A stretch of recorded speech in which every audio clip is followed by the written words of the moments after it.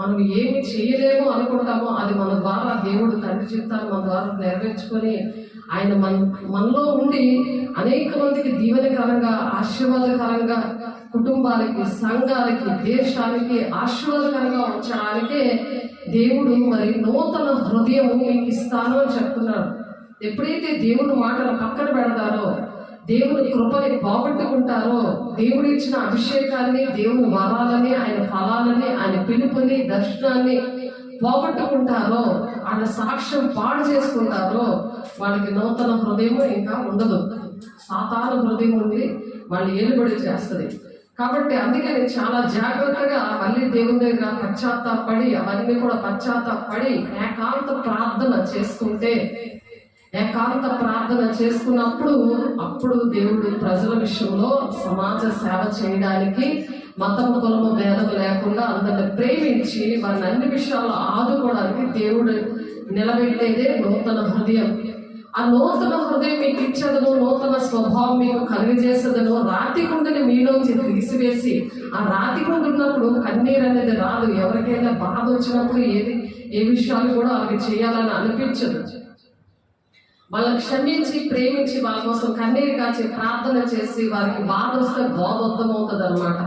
అటు విధంగా సౌలుని దేవుడు పౌలుగా ఎలా మార్చాడో అటువంటి వారి కోసం ప్రార్థన చేయడానికి, ఏకాంతంలో మోకరించడానికి దేవుడు సహాయం చేస్తాడు.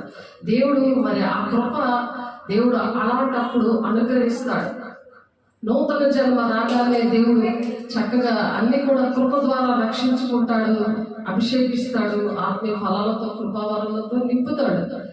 నా ఆత్మ మీ నుంచి నా కట్టలను అనుసరించే వారిగా చేస్తానంటాడు. అప్పుడు దేవుని అభిషేకంతో నింపి కట్టడలను ఆయన ఆజ్ఞలు అనుసరించే వారిగా చేస్తాడట దేవుడు. అలాగే మనం దేవుని మాటలు వినేవారిగా నిర్లక్ష్యంగా ఉండకుండా ఆయన కట్టడలు, ఆయన తండ్రి చిత్తమేంటి, ఆయన ఆజ్ఞలేంటి అనే విషయాలు వాళ్ళు చేస్తారు. ఎటువంటి శ్రమ వచ్చినా, ఎటువంటి ఖడ్గం వచ్చినా, హింస వచ్చినా, ఉపద్రవమే వచ్చినా వాళ్ళ తండ్రి చిత్తాన్ని నెరవేర్చడానికి ఇష్టపడతారు. అప్పుడు దేవుడు వాళ్ళకి సహాయం చేస్తాడు, వాళ్ళకి సహాయకుడై ఉంటాడు. అందుకే మనుషుల్ని నమ్మటి కంటే, రాజులు నమ్మటి కంటే యెహోవాను ఆశ్రయించిన మేలు వారికి ఏ మేలు పొదువై ఉండదు అని ఉన్నది. నేను మీ పితరులకు ఇచ్చిన దేశంలో మీరు నివసించుదురు, మీరు నా జనులై ఉందురు, నేను మీ దేవుడినే ఉందును అంటున్నాడు. దేవుని బిడ్డలుగా అప్పుడు ఎంచుకుంటాడు. అప్పుడు వాళ్ళని ఒక తీర్మానం మీద వాళ్ళ మీద దేవుడు దృష్టి నుంచి ఆలోచన చెప్తుంటాడు, నడవలసిన బోధిస్తాడు. వాళ్ళు రాత్రి పగలు దేవుడితో మాట్లాడుకుంటుంటారు. వాళ్ళ కష్టం అంతా దేవుడికే చెప్తారు కానీ మనుషులకి చెప్పరు. ఇంట్లో భర్తకి కానీ, భార్యకి కానీ, లేకపోతే పిల్లలకు కానీ, అమ్మకి కానీ, నాన్నకి కానీ ఎవరికి చెప్పరు, దేవునికే చెప్తారు, మోకరిస్తారు, ప్రార్థన చేస్తారు. కాబట్టి 1 కొరింథీ 3వ అధ్యాయంలో నేను నాటితిని, అప్పుడు నీళ్లు పోసాను, వృద్ధి కలుగజేసిన వాడు దేవుడే. ఎప్పుడైతే దేవుడు అలా నాటుతాడో వృద్ధి కలుగజేస్తాడు దేవుడు. అలా అనేకమైన బిడ్డల ద్వారా సువార్త చేయడానికి, ప్రకటన చేయడానికి, దేవుడు మాటలు చెప్పడానికి, వాళ్ళకి సహాయం చేయడానికి అలా సహకారులు దేవుడు లేవనెత్తుతాడు అన్నమాట. యోహాను 14వ అధ్యాయము 26వ వచనంలో యోహాను 14వ అధ్యాయం 16 నుండి 21వ వచనంలో చూద్దాము, ఏముందో చూద్దాము. యోహాను 14వ అధ్యాయము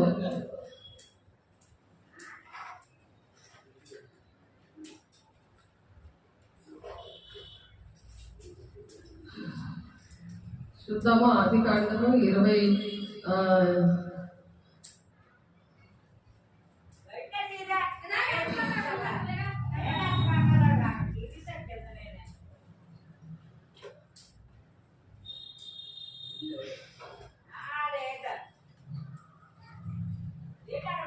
యోహాను 14వ అధ్యాయము 21వ వచనంలో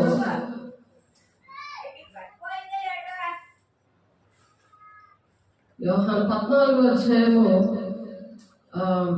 16 నుండి 21 వచనాలు చూద్దాము. 16 నుండి 21 వచనం. నేను తండ్రిని వేడుకొందును, నా యొద్ద ఎల్లప్పుడూ నుండుటకై ఆయన వేరొక ఆదరణకర్తను ఎలా సహాయం చేస్తాడు అని అంటే, ఆదరణకర్త ఆయన మనకు సహాయం చేస్తాడు. నేను తండ్రిని వేడుకొందును, మీ యొద్ద ఎల్లప్పుడూ నుండుటకై ఎల్లప్పుడూ పరిశుద్ధాత్మ ఉన్నప్పుడు పరిశుద్ధాత్మతో మాట్లాడుకుంటారు అన్నమాట. అందరికీ చెప్పరు. ఆయన వేరొక ఆదరణకర్తను అనగా సత్యస్వరూపి యొక్క ఆత్మను మీకు అనుగ్రహించును. లోకము ఆయనను చూడదు, ఆయన్ని ఎరుగుదు కనుక ఆయనను పొందలేరదు. మీరు ఆయనను ఎరుగుదురు. ఆయన అంటే వ్యక్తి అన్నమాట. ఆయన వ్యక్తి, ఆ వ్యక్తి ద్వారా శక్తి వస్తుంది. ఎప్పుడైతే ఆయనకు చెప్పుకుంటారో, మనుషులకు చెప్పుకుంటే శరీరాల సారమైన దుఃఖం ఏం చేస్తుందో మరణానికి దారితీస్తుంది. అవిధేయత, తిరుగుబాటు అనేది సాతాను గుణాలు వాళ్ళలో ఎంటర్ అయిపోతాయి. ఇంకా నూతన జన్మ అనేది ఉండదు వాడికి. కాబట్టి లోకం ఆయనను చూడదు, ఆయన ఎరుగుదు కనుక ఆయనను పొందలేరదు. మీరు ఆయన ఎరుగుదురు, ఆయన మీతో కూడా నివసించును, మీలో ఉండును. ఆయన మనతో ఉంటాడు. అప్పుడు ఎప్పుడైతే నూతన జన్మ అనే కృపను కాపాడుకుంటారో అప్పుడు దేవుడే ఒంటిలో ఉండి ప్రతి విషయాలు కూడా చేస్తారు. ఎవరు చెప్పక్కర్లేదు. పరిశుద్ధాత్ముడే నీ మీద దృష్టి నుంచి ఆలోచించి చెప్తాడు. నడవలసిన త్రోవను అప్పటి నుండి బోధించడం స్టార్ట్ చేస్తాడు. మిమ్మల్ని అనాథలుగా విడవను. అనాథలుగా ఎవరు విడిచిపెట్టేస్తారు? సాతానుడు నిన్ను ముంచేస్తాడు.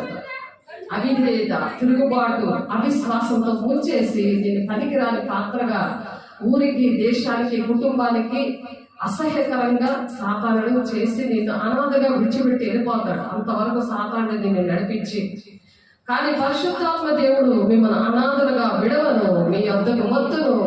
కొంతకాలమైన తరువాత లోకము నన్ను మరి ఎన్నడను చూడదు. కొంతకాలమైన తర్వాత పరిశుద్ధాత్మ దేవుడు మనం చూడము. ఎందుకంటే పెళ్లి కుమార్తె సంఘంగా అలా తండ్రి చిత్తాన్ని నెరవేర్చి ఆ విధంగా సిద్ధపడే సంఘంలో పెట్టి ఆయన తీసుకెళ్లిపోయి దేవుని చేతిలో మరి పెళ్లి కుమార్తె సంఘాన్ని పెడతాడు. పెళ్లి కుమారుడని యేసయ్య చేతిలో ఆ పరిశుద్ధాత్మ దేవుడు సంఘాన్ని పెడతాడు. అయితే మీరు నన్ను చూతురు, నేను జీవించుచున్నాను కనుక మీరును జీవితురు. యేసయ్యను మనం చూస్తాం. యేసయ్యను మనం యుగగాలు చూస్తాం. తండ్రి అయిన దేవుడు మనం యుగగాలు చూస్తాం. నేను నా తండ్రి యందును, మీరు నా యందును, నేను మీ యందును ఉన్నామని ఆ దేవుని మీరు ఎరుగుదురు. అప్పుడు తండ్రి యందు మనం ఉన్నామని, యేసే మన యందు ఉన్నారని తండ్రి కుమార పరిశుద్ధాత్మ దేవుని గురించి అప్పుడు సూటిగా అర్థమవుతుంది. నా ఆజ్ఞను అంగీకరించి వాటిని గైకొని వాడే నన్ను ప్రేమించేవాడు నా తండ్రి వల్ల ప్రేమింపబడను, నేను వాడిని ప్రేమించి వానికి నన్ను కనపరుచుకోతుందని చెప్తున్నాడు అనమాట. అప్పుడు దేవుడు కనపరుచుకుంటాడు. అప్పుడు యుగగాలు దేవుడితో మనము ఆ విధంగా ఉంటాం అన్నమాట. అందుకే ఆత్మకే పరిచారకులంటూ మాకు సామర్థ్యం కలిగించి ఉన్నాడు. అక్షరము చంపులుగానే ఆత్మ మనల్ని జీవింప చేస్తుంది. అక్షరాలు ఇవన్నీ కూడా అక్షరార్థంగా మనము చదువుకొని వెళ్ళిపోయి దాని ప్రకారం నడవకపోతే అది మరణమే వస్తుంది. కానీ చదవడమే కాదు, వాక్యాన్ని చదవడమే కాదు, వాక్యాన్ని చెప్పడమే కాదు, వాక్య ప్రకారము మనము జీవించినప్పుడు ఆత్మకి పరిచారకులు అవుతాము. పరిశుద్ధాత్మ దేవుడు ఏం చేస్తారు? పరిచారకులుగా మనల్ని వాడుకుంటారు. ప్రజలకి, దేవుని బిడ్డలకి ఆ సామర్థ్యాన్ని, ఆ శక్తిని, పరిశుద్ధాత్మ శక్తిని ఇస్తారు. ఇచ్చి దేవుడు వాడుకోవడానికి ఇష్టపడతారు. ఇక్కడ ద్వితీయోపదేశకాండం 27-26 ఒక మాట ఉన్నది. ద్వితీయోపదేశకాండము 27వ అధ్యాయము చూడండి. ద్వితీయోపదేశకాండం 27వ అధ్యాయంలో దేవుని మాట ఒకవేళ వినకపోతే, ఇప్పుడు యుగాలు దేవునితో ఉంటాం కదా, దేవుని చూస్తాం కదా, ఆయన చూస్తున్న దేవుడు ఇక్కడ ఎవరు ఏ పనులు చేస్తున్నారు, ఎవరు ఎలా ఉన్నారు, హృదయాలతో అంగాలు ఎదిగిన దేవుడు. 139వ కీర్తనలో నువ్వు కూర్చోవడం లేకపోతే నేను చూస్తున్నాను అంటున్నాడు. ఆయన చూడట్లేదు. కానీ ఇప్పుడు సన్నిధిలో ఉన్నప్పుడు ఒకలాగా, సన్నిధి బయటికి వెళ్ళాక ఇంకొకలాగా, ఇంటిలో ఒకలాగా, ఎవరితో మాట్లాడినప్పుడు ఒకలాగా, వాళ్ళ చూపులు, ఆలోచనలు, వాళ్ళు ప్రతి ప్రవర్తన కూడా వాళ్ళ లైఫ్ స్టైల్ చూసేది దేవుడు. కాబట్టి వాళ్ళని దేవుడు ఎంచుకోవాలి, వాడుకోవాలి. యుగాలు దేవుని రాజ్యానికి పెళ్లి కుమార్తె సంఘంగా తీసుకెళ్లి ఆయనతో పాటు 1000 ఏళ్ల పరిపాలనలో ఉంచి ఇక్కడ చేస్తున్న సత్క్రియలు ప్రతిదీ కూడా దేవుని పోలి నడవండి అంటున్నారు కదా. నాకన్నా మీరు గొప్ప కార్యాలు చేస్తారు, నన్ను పోలి నడవండి అని అంటున్నారు కదా యోహాను 14వ అధ్యాయంలో. మరి ఆ విధంగా నడవకపోతే ఎలా ఉంటది? ద్వితీయోపదేశకాండం 27వ అధ్యాయము 26వ వచనంలో ఈ విధికి సంబంధించిన వాక్యములను గైకొనకపోవుట వలన వాటిని స్థిరపరిచిన వాడు శాపగ్రస్తుడని చెప్పగా ప్రజలందరూ ఆమేన్ అనవలెను. ఎప్పుడైతే అది స్థిరంగా ఆ వాక్యం స్థిరపరచబడి ఆ వాక్యాన్ని గైకొనకపోతే, వాక్యం చెప్పి వాక్యం ప్రకారం నడవకపోతే, వాక్యం విని దాని ప్రకారం నడవకపోతే వాడు శాపగ్రస్తుడు అని చెప్తే అందరూ ఆమేన్ అనవలెను అనుంది ఇక్కడ వాక్యం. కాబట్టి శాపగ్రస్తుడు అవుతాడు. దాని అర్థం ఏంటి? మనం వాక్యం చెప్పుకోవడమే కాదు, దాని ప్రకారం నడవాలి. వాక్యమే దేవుడే అన్నాడు, దేవుడే మాట్లాడుతున్నాడు అని ఒక భయముతో ఉండాలి. అంటే గలతీ 5వ అధ్యాయము 22, 23 వచనాల్లో ఆత్మీయ ఫలాలు ఉన్నాయి. ఎప్పుడైతే నూతన జీవితము, నూతనమైన ఆత్మ, నూతనమైన మనస్సు దేవుడు ఇస్తారో అప్పుడు వెంటనే వాళ్ళకి గలతీ 5వ అధ్యాయము 22, 23 వచనాల్లో ఆత్మీయ ఫలాలకి తొనలు ఉన్నాయి. ఆ తొనలే అవి, ఆ గుణాలు మనుషులు నూతన జన్మ వచ్చిన వారిలో అటువంటి గుణాలు ఉంటాయి. ఆ గుణాల ద్వారా అది ఎవరో మనిషికి తెలుస్తుంది, దేవుడికి తెలుస్తుంది. అలా ఫలించాలి. లేకపోతే చెట్టు గొడ్డలో పక్కన పెట్టాను నరికేస్తాను అంటున్నాడు దేవుడు. ఫలింపరాని చెట్టుని నరికేస్తానని చెప్తున్నాడు. కాబట్టి మనం ఫలవంతంగా ఉండాలని ఈ మాటలు చెప్తున్నారు. గలతీలు 4వ అధ్యాయము, గలతీలు 5వ అధ్యాయము 22వ వచనం.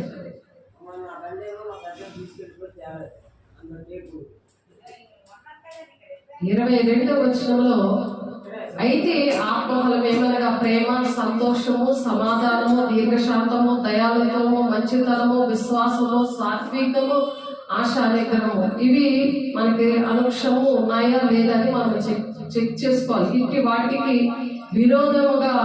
విరోధమైన నియమం ఏదీ లేదు. ఇట్టి వాటికి విరోధమైన నియమం మీకేమీ లేదు. దేవుడు ఒక నియమాన్ని నియమించాడు. దాని ప్రకారం నడిచినప్పుడు దేవుడు వాడుకుంటాడు ఆ మనిషిని. అపుస్తల కాలం 2:17 అంచె దినమల్ల నేను మనుషులందరి మీద నేను ఆత్మను కుమ్మరిస్తాను అంటున్నాడు. కాబట్టి దానియేలు 10:14లోని, అపోస్తల 11:28లోని మరి కొన్ని మాటలు ఉన్నాయి. అపోస్తల కార్యము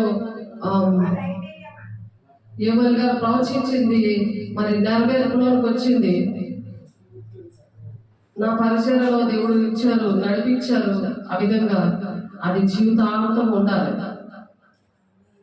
అది సరి చేసుకోవాలి సంఘం. అంచె దినములందు నేను మనుషులందరి మీద నా ఆత్మను కుమ్మరించును. మీ కుమారులు మీ కుమార్తెలు ప్రవచించెదరు, మీ యవ్వనులు దర్శనములు కలుగును, మీ వృద్ధులు కలలు పొందురు. ఆ దినములలో నా దాసుల మీదను నా దాసుల మీదను నా ఆత్మను కుమ్మరించెదరు కనుక వారు ప్రవచించెదరు. ఏది చెబితే అది జరుగుతుంది. నిన్న కలలు నెల రోజులు ఉపవాసం ఉండి మోకాళ్ళ ప్రార్థన చేసి ఫాస్టింగ్ ఉండి వచ్చిన ఒక అబ్బాయి విషయంలో మోకరించగానే ఆ మాటలు చెప్తుంటే, ఆ వాక్యం ఆ కళకి భావం చెప్తుంటే, మరి ఆ నూతన జన్మకు ముందు ఏంటి జరిగాయో అవన్నీ విషయంలో దేవుడు బయలుపరిచారు. ఆ దుష్టాత్మ ఏంటంటే ఆ వాక్యం చదువుతుండగానే వెంటనే ఆ దుష్టాత్మ బయటకు వచ్చేసింది. వాక్యము చదువుతుంటే 30 వచ్చిన చదువుతుండగా వెంటనే ఆ దుష్టాత్మ ఆ సెంటెన్స్ అన్ని కూడా బయటకు వచ్చేసాయి. ఎందుకంటే ఆ నూతన జన్మ అనేది పొందుకోవాలని ఏకాంత ప్రార్థనలో 40 రోజులు ఉండి ఉపవాస ప్రార్థన చేసినప్పుడు ఎప్పుడెప్పుడు స్వబుద్ధి అంత ఆధారపడకుండా పూర్ణ ప్రవర్తన అంతా లేదు యెహోవా అధికారం ఒప్పుకోమనేది సామెతలు 3వ అధ్యాయము 5, 6, 7 వచనాల్లో ఉంది. ఆ స్వబుద్ధి అంత ఆధారపడకుండా ఇష్టం వచ్చినట్టు మనం నడిస్తే అది నూతన జన్మ యొక్క లక్షణాలు కావు. అలా నడిచినందుకు ఒక ప్రవక్తగా దేవుడు తన కొడుకుని నిర్ణయించుకున్నాడు. వాడిని సాతానుడు యాక్సిడెంట్ లో చనిపోయి వాడి పేస్ట్ అయిపోయినట్టు మరి ఆ తండ్రి ఏడుస్తున్నట్టు దేవుడు చూపించారు. దానికి కారణం ఏంటి అని అంటే, నూతన జన్మ రాకముందు చేసిన పనులు, దుష్టుడితో కలిసి ఉన్న పనులు, అవన్నీ కూడా దేవుడు చూపించారు. ఆ విషయంలో వాక్యం చేసి వెంటనే చదువుతున్నప్పుడు ఎందుకంటే ఆ దినములలో నా దాసుల మీద, నా దాసురాట్ల మీద నా ఆత్మను కుమ్మరించదు కనుక వారు ప్రవచించదు. అది నిన్న జరిగింది. నేను మోకరించి ఆ వాక్యం చదువుతుండగానే ఆ కలకి భావం, ఇదిగో ఈ వాక్యంలో ఉంది, ఈ వాక్యము ప్రకారము జరిగింది అక్కడ. అందుకని నూతన జన్మ పొందుకోవాలి, స్వబుద్ధి మీద ఆధారపడకూడదు, ఇవి సరి చేసుకోవాలి అని చెప్తుంటే ఆ కుర్రాడు నవ్వుతున్నాడు. ఎందుకంటే ఆ అనుభవం లేదు. పిల్లోడు చనిపోతాడంటే అదేదో కళ అనుకుంటున్నాడు, అంతేగాని అది జరుగుతుంది అని హబక్కు 2:2లోని అది ఆతురత పడుతుంది, అది జరగడానికి ఆతురత పడుతుంది, అది తప్పక నెరవేరును అని ఉంది అక్కడ వాక్యం. ఆ వాక్యం కూడా చదివితే కొంచెం స్టడీగా విన్నాడు బాబు. ఎందుకంటే అటువంటి బోధలో ఎదగట్లేదు. దేవుడు ఏంటంటే అపోస్తులు బోధ అనేది క్రీస్తు శకము 33వ శతాబ్దంలో మరి యెరూషలేములో అక్కడ ఆ దేవుడు స్టార్ట్ చేశారు. 120 మంది మరి అనేక మంది స్త్రీలు యెరూషలేము దగ్గర మేడ గదిలో ప్రార్థన చేసినప్పుడు అక్కడ అగ్ని జ్వాల వంటి ఆత్మతో అపోస్తుల బోధ స్టార్ట్ చేశాడు. ఎవరైతే తిరుగుబాటు చేశారో మరి దేవుడు అదే అంత్యొక సంఘంలో, అక్కడ అంత్యొక అనే ఊరిలో ఆయన అక్కడ స్టార్ట్ చేశారు. యెరూషలేములో ఉన్న దేవుని ఆత్మ అక్కడ తండ్రి ప్రణాళిక ఉంది, కానీ అక్కడ అవిధేయత చూపించినప్పుడు, ఎలాగంటే మరి సౌలు అవిధేయత చూపించినప్పుడు బెత్లెహేములో ఉన్న దావీదుని ఏ విధంగా ఏర్పాటు చేసుకున్నాడో, అలాగా ఎవరైతే అవిధేయత ఉంటారో, నిర్లక్ష్యం ఉంటారో, వాళ్ళలో ఉన్న దేవుని ఆత్మ ఏదైతే దుఃఖపడి వెళ్ళిపోతాడు. అలాగే యెరూషలేములో దేవుడు చేయాలని తండ్రి ప్రణాళిక అంత్యొకలో వచ్చేసింది. అంత్యొక దగ్గర చాలా దేవుడు సువార్త పౌలు గారి ద్వారా చాలా బలంగా ప్రకటన చేశారు. అక్కడ అపోస్తుల కార్యము 2వ అధ్యాయంలో ఉంటుంది. అది ఆ అపోస్తుల కార్యము 13వ అధ్యాయంలో ఉంది ఆ మాట. వాళ్ళ ఉపవాసం ఉండి ప్రార్థన చేశారు.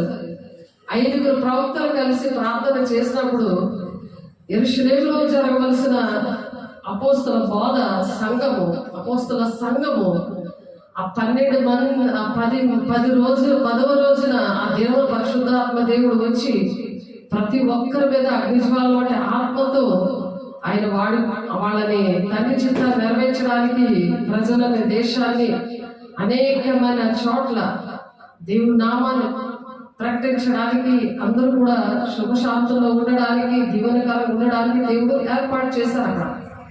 కానీ అక్కడ తిరుగుబాటు బట్టి పరిశుద్ధాత్మ దేవుడు దుఃఖపడి ఎక్కడైతే ఉపవాసం నుండి ప్రార్థన చేశారో అక్కడికి అంత్యొకలో ఉన్న సంఘములో బర్నబా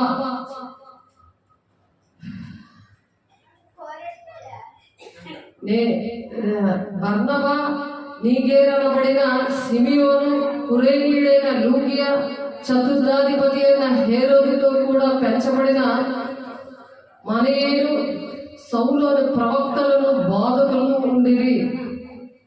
వీళ్ళు ఏం చేశారంటే వారి ప్రభువును సేవించు ఉపవాసము చేయించుండగా వాళ్ళు ఏం చేస్తున్నారు, 5 కూడా అంత్యొకలో ప్రార్థన చేస్తున్నారు. ఏ సంఘంలో అయితే ప్రార్థన ఈ రోజు జరుగుతుందో అక్కడ దేవుని సన్నిధి ఉంటుంది.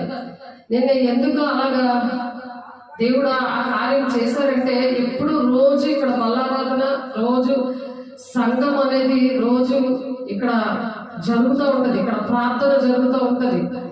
అందుకని దేవుడు అంత్యొక సంఘంలాగే ఇక్కడ కూడా ప్రార్థన జరుగుతుంది. కాబట్టి దేవుడు వారు ప్రభువును సేవించు ఉపవాసము చేయించుండగా పరిశుద్ధాత్మనే బర్నబాను, సౌలును పిలిచిన పని కొరకు వారిని నాకు ప్రత్యేకించడని వారితో చెప్పాడు అనమాట. వాళ్ళు ప్రత్యేకించమని.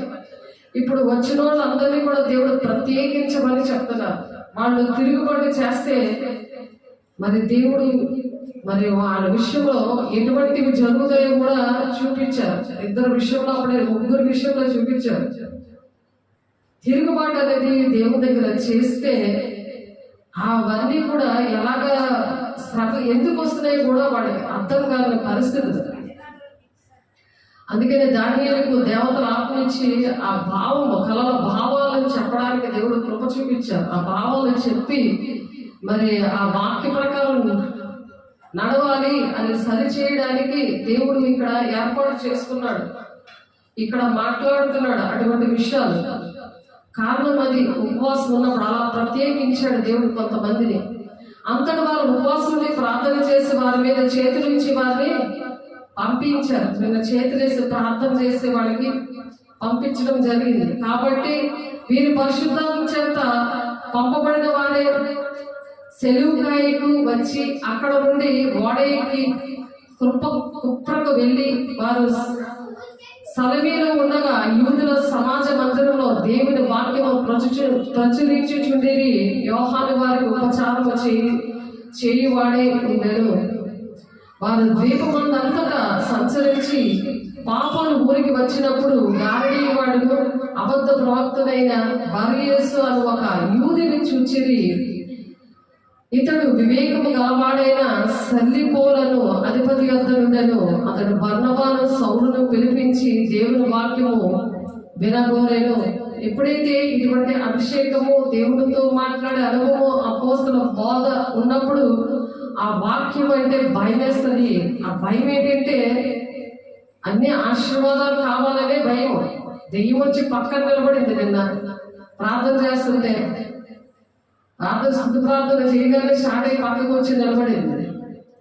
ఎందుకంటే నూతన జన్మ లేనప్పుడు, మారు మనసు లేనప్పుడు ఉన్న పాపములు ఒప్పుకోకుండా ఉట్టిట్టి ప్రార్థనలు చేస్తే వెళ్ళవాలి. ఎప్పుడైతే అతిక్రమం దాచిపెట్టవాడు బద్దలుడు ఒప్పుకొని విడిచిపెట్టేవాడే కనికరం పొందుకుంటాడని ఉంది. సామెతలు 28:13-14. అలాగే రోమా 10:10 నీతి కలిగినట్లు హృదయంలో విశ్వసించాలి. రక్షణ కలగాలంటే చేతులెత్తి ప్రమాణం చేసి ఒప్పుకోవాలి, నోటితో ఒప్పుకోవాలి. అది ఒప్పుకోకపోతే నువ్వు ప్రార్థన చేస్తుంటే భక్తిహీన కుడి పక్కన సాతానుడు ఉంటాడు. వాడు ప్రార్థన చేయిస్తాడు, వాళ్ళ ప్రార్థన పాపమైపోద్ది అని దావీదు భక్తుడు చెప్తాడు. 109:6 కీర్తనలో మనం చాలాసార్లు చెప్పుకున్నాం. అప్పుడు శరీరం సురక్షితంగా ఉండదు. నిన్న చేతులు జిమ్ జిమ్ జిమ్ అని లాగేసాయి అబ్బాయి ఫుల్లుగా. ప్రేరాలు చేతులు వేసి తల మీద చేసి ప్రార్థన చేసినప్పుడు దేవుడు నేను డాక్టర్ దగ్గరికి వెళ్తానని వెళ్ళిపోయాడు. ఎందుకంటే అవిశ్వాసం.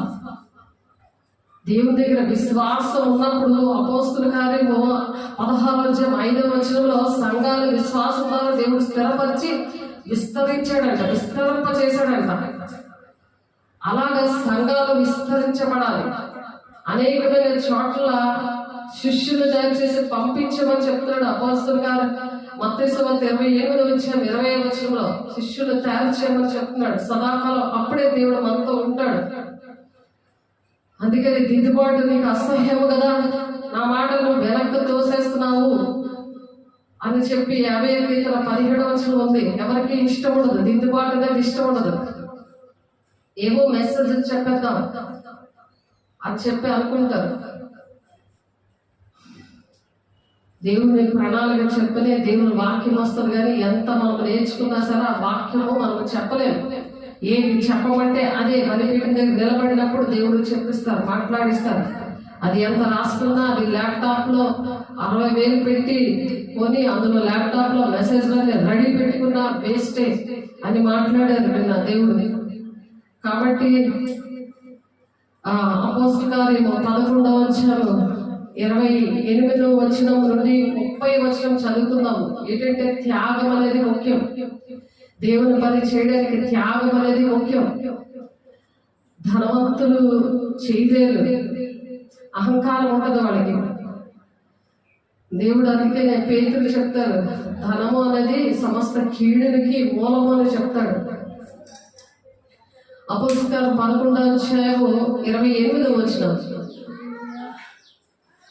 అపోస్తలుల 11:28 చదువుతున్నాను మీకోసం, చూడండి, జాగ్రత్తగా వినండి. వారిలో అగబు అని ఒకడు నిలవబడి భూలోకమంతటా గొప్ప కరువు రాబోచున్నదని ఆత్మ ద్వారా సూచించను. అది క్లౌదియ చక్రవర్తి కాలమును సంభవించను. అప్పుడు శిష్యుల్లో ప్రతివాడును తన తన శక్తి కొద్ది యోదయలో కాపురమున్న సహోదరులకు సహాయం పంపుటకు నిశ్చయించుకున్నారు. దాతృత్వం ఇచ్చారు. ధనము పేదవారైనా సరే ఒకరికి పెట్టే గుణము వాళ్ళకు ఉంది కాబట్టి కరువు సంభవించింది అనగానే అప్పుడు శిష్యుల్లో ప్రతి వాడు ఏం చేశాడట, తన తన శక్తి కొద్ది యోదయలో కాపురమున్న సహోదరులకు సహాయం పంపుటకు నిశ్చయించుకున్నారట. అలాగులో చేసి బర్నబా, సౌలు అని వారి చేత పెద్దల యుద్ధకు దానిని పంపించారు, పెద్దల దగ్గరికి పంపించారు. ఆ విధంగా వాళ్ళు దేవుని పని చేశారు.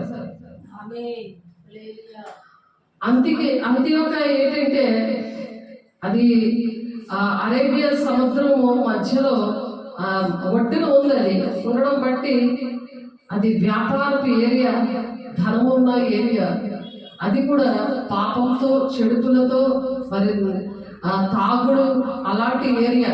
ఇప్పుడు నేను చేస్తుంది కూడా అదే ఏరియా.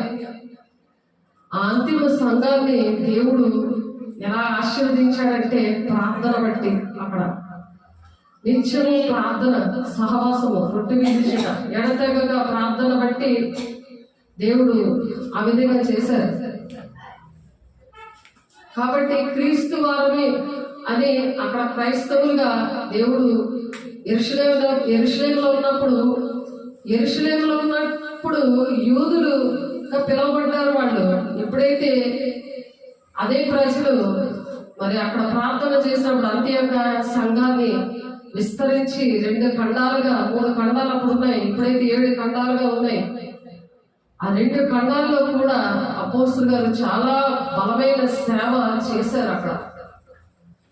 అటువంటి పరిచర్య దేవునికి ఇష్టమైనది, అపోస్తల బోధ అని ఇక్కడ మనం తెలుసుకోవాలి. అలా కృపను మనం కాపాడుకున్నప్పుడు దేవుడు ప్రతి ఒక్కరిని దీవిస్తారు. సాతాను బంధకాల నుండి దేవుడు విడిపించడానికి అటువంటి శక్తిని ఇస్తారు. ఆయన నామములో దెయ్యాలు వెళ్ళగొట్టిన, అద్భుత కార్యాలు చేసిన, వాక్యం చక్కగా ప్రకటించిన, చక్కగా ఆరాధన చేసిన అది వ్యర్థమే. మనుషులు కల్పించిన పద్ధతులు, దైవోపదేశాలను మీరు వ్యర్థంగా ఆరాధిస్తున్నారు వాక్యం చెప్తుంది. అలాంటి వ్యర్థమైన ఆరాధన చేసినప్పుడు దేవుడు ఇష్టపడడు. క్రీస్తు వారిలో ఉండకుండా వారి పెదవులు కనపరుస్తున్నారు కానీ వారి హృదయం నాకు దూరంగా ఉందని దేవుడు దుఃఖపడుతున్నాడు. మొత్తం 15 కూడా అదే సేమ్ మాట ఉన్నది. మనం ఏ విధంగా ఉన్నామో మనం ప్రతి క్షణము కూడా సరి చేసుకొని దేవుడు మనకి ఇచ్చిన ఆ కృపను కాపాడుకుంటూ, ఆయన ఇచ్చిన దర్శనము, పిలుపు, ఆయన ఇచ్చిన పని ఏంటో దానికి మొదటి స్థానం ఇస్తూ ఉండాలి. లేకపోతే దుష్టుడు ఏలుబడి చేస్తాడు, అనుక్షణము దుష్టుడు ఏలుబడి చేస్తాడు. వాక్యం విన్నవుడు, పని చేయనివాడు, ఆలోచనలు, తలంపులు, ఉద్దేశాలు కూడా సాతానుకు ఇష్టమైనవి వచ్చేస్తూ ఉంటాయి. అవిధేయత వచ్చేస్తుంది, అహంకారం వచ్చేస్తుంది, కఠినమైపోతుంది గుండె. నూతన జన్మ ఉండదు. కఠినమైన హృదయం తీసివేసి నేను మాంసపు గుండెని ఇస్తాను అంటున్నాడు ఆయన. అందుకే దీనమైన హృదయం గలవారిలోనే ఆయన నివసిస్తాను అంటున్నాడు. అందుకనే దీన హృదయం గలవారిలోనే ఆయన నివసిస్తాను అంటున్నాడు. దేవుడు మరి యెరూషలేముకి ప్రవేశించాడు. యెరూషలేములో ప్రవేశించినప్పుడు రాజుల రాజు యెరూషలేములో ఆయన ప్రవేశించాడు. ఆ ప్రవచనం జకరియా 9వ వచనంలో మన నెరవేరినట్టు యోహాను గారు చెప్తున్నారు. సియోను కుమారి భయపడద్దు. సియోను కుమారి అంటే అవిధేయతతో ఉన్న యూదులు, 30 లక్షల మంది యూదులు. రోమా ప్రభుత్వము హింసలతో, బాధలతో పెడుతుంటుంటే మెస్సయ్య వస్తాడు, మమ్మల్ని రక్షిస్తాడు, ఆయన మమ్మల్ని కాపాడుతాడు, ఆయన రారాజుగా వస్తాడు, రాజులకు రాజుగా ఆయన గుర్రం మీద, సింహాసనం మీద కూర్చుంటాడు. గుర్రం మీద వచ్చి రాజులు ఎలా వస్తారు, ఎలాగ గెటప్ ఉంటుంది, అలా వస్తాడని అలా ఆలోచించుకున్నారు ఆనాడు ప్రజలు. కానీ గాడిద మీద వచ్చాడు ఆయన, దీన మనసుతో వచ్చాడు. ఎవరైతే దీన మనసు ఉంటారో వాళ్ళలో దేవుడు నివసిస్తాడు. సాత్వికుడు, దీన మనసు గలవాడని ఉంది వాక్యం. కాబట్టి సియోను కుమారి భయపడకు, ఇదిగో నీ రాజు గాడిద పిల్ల మీద ఆశ్రయుడే వచ్చుచున్నాడు అనే ప్రవచనము జకర్యా 99లో అది జకర్యా ప్రవచించిన ప్రవచనము యోహాను గారు నెరవేర్పులో చెప్తున్నారు. నెరవేర్పు జరిగినప్పుడు మత్తయి, మార్కు, లూకా చెప్పారు, కానీ ఆ ప్రవచనం నెరవేర్పు జరిగిందని యోహాను గారు ఇక్కడ చెప్తున్నారు. 12:14లో సియోను కుమార్తె భయపడద్దు, ఇదిగో నీ రాజు గాడిద పిల్ల మీద ఆశ్రయుడే వస్తున్నాడు అని నీ దగ్గరికి. నువ్వు ఎప్పుడైతే నూతన జన్మను కాపాడుకుంటావో, అవిధేయతగా ఉంటే భయమే ఆవరిస్తుంది. నేను నా కుర్రోడికి చాలా భయం వేసేసింది. మోకాళ్ళ మీద ఉన్నాడు, మోకాళ్ళే వేయలేను అన్నాడు. దేవుని సన్నిధి, దేవుడు మాట్లాడాలి, నేను కాదు ఇక్కడ మాట్లాడేది.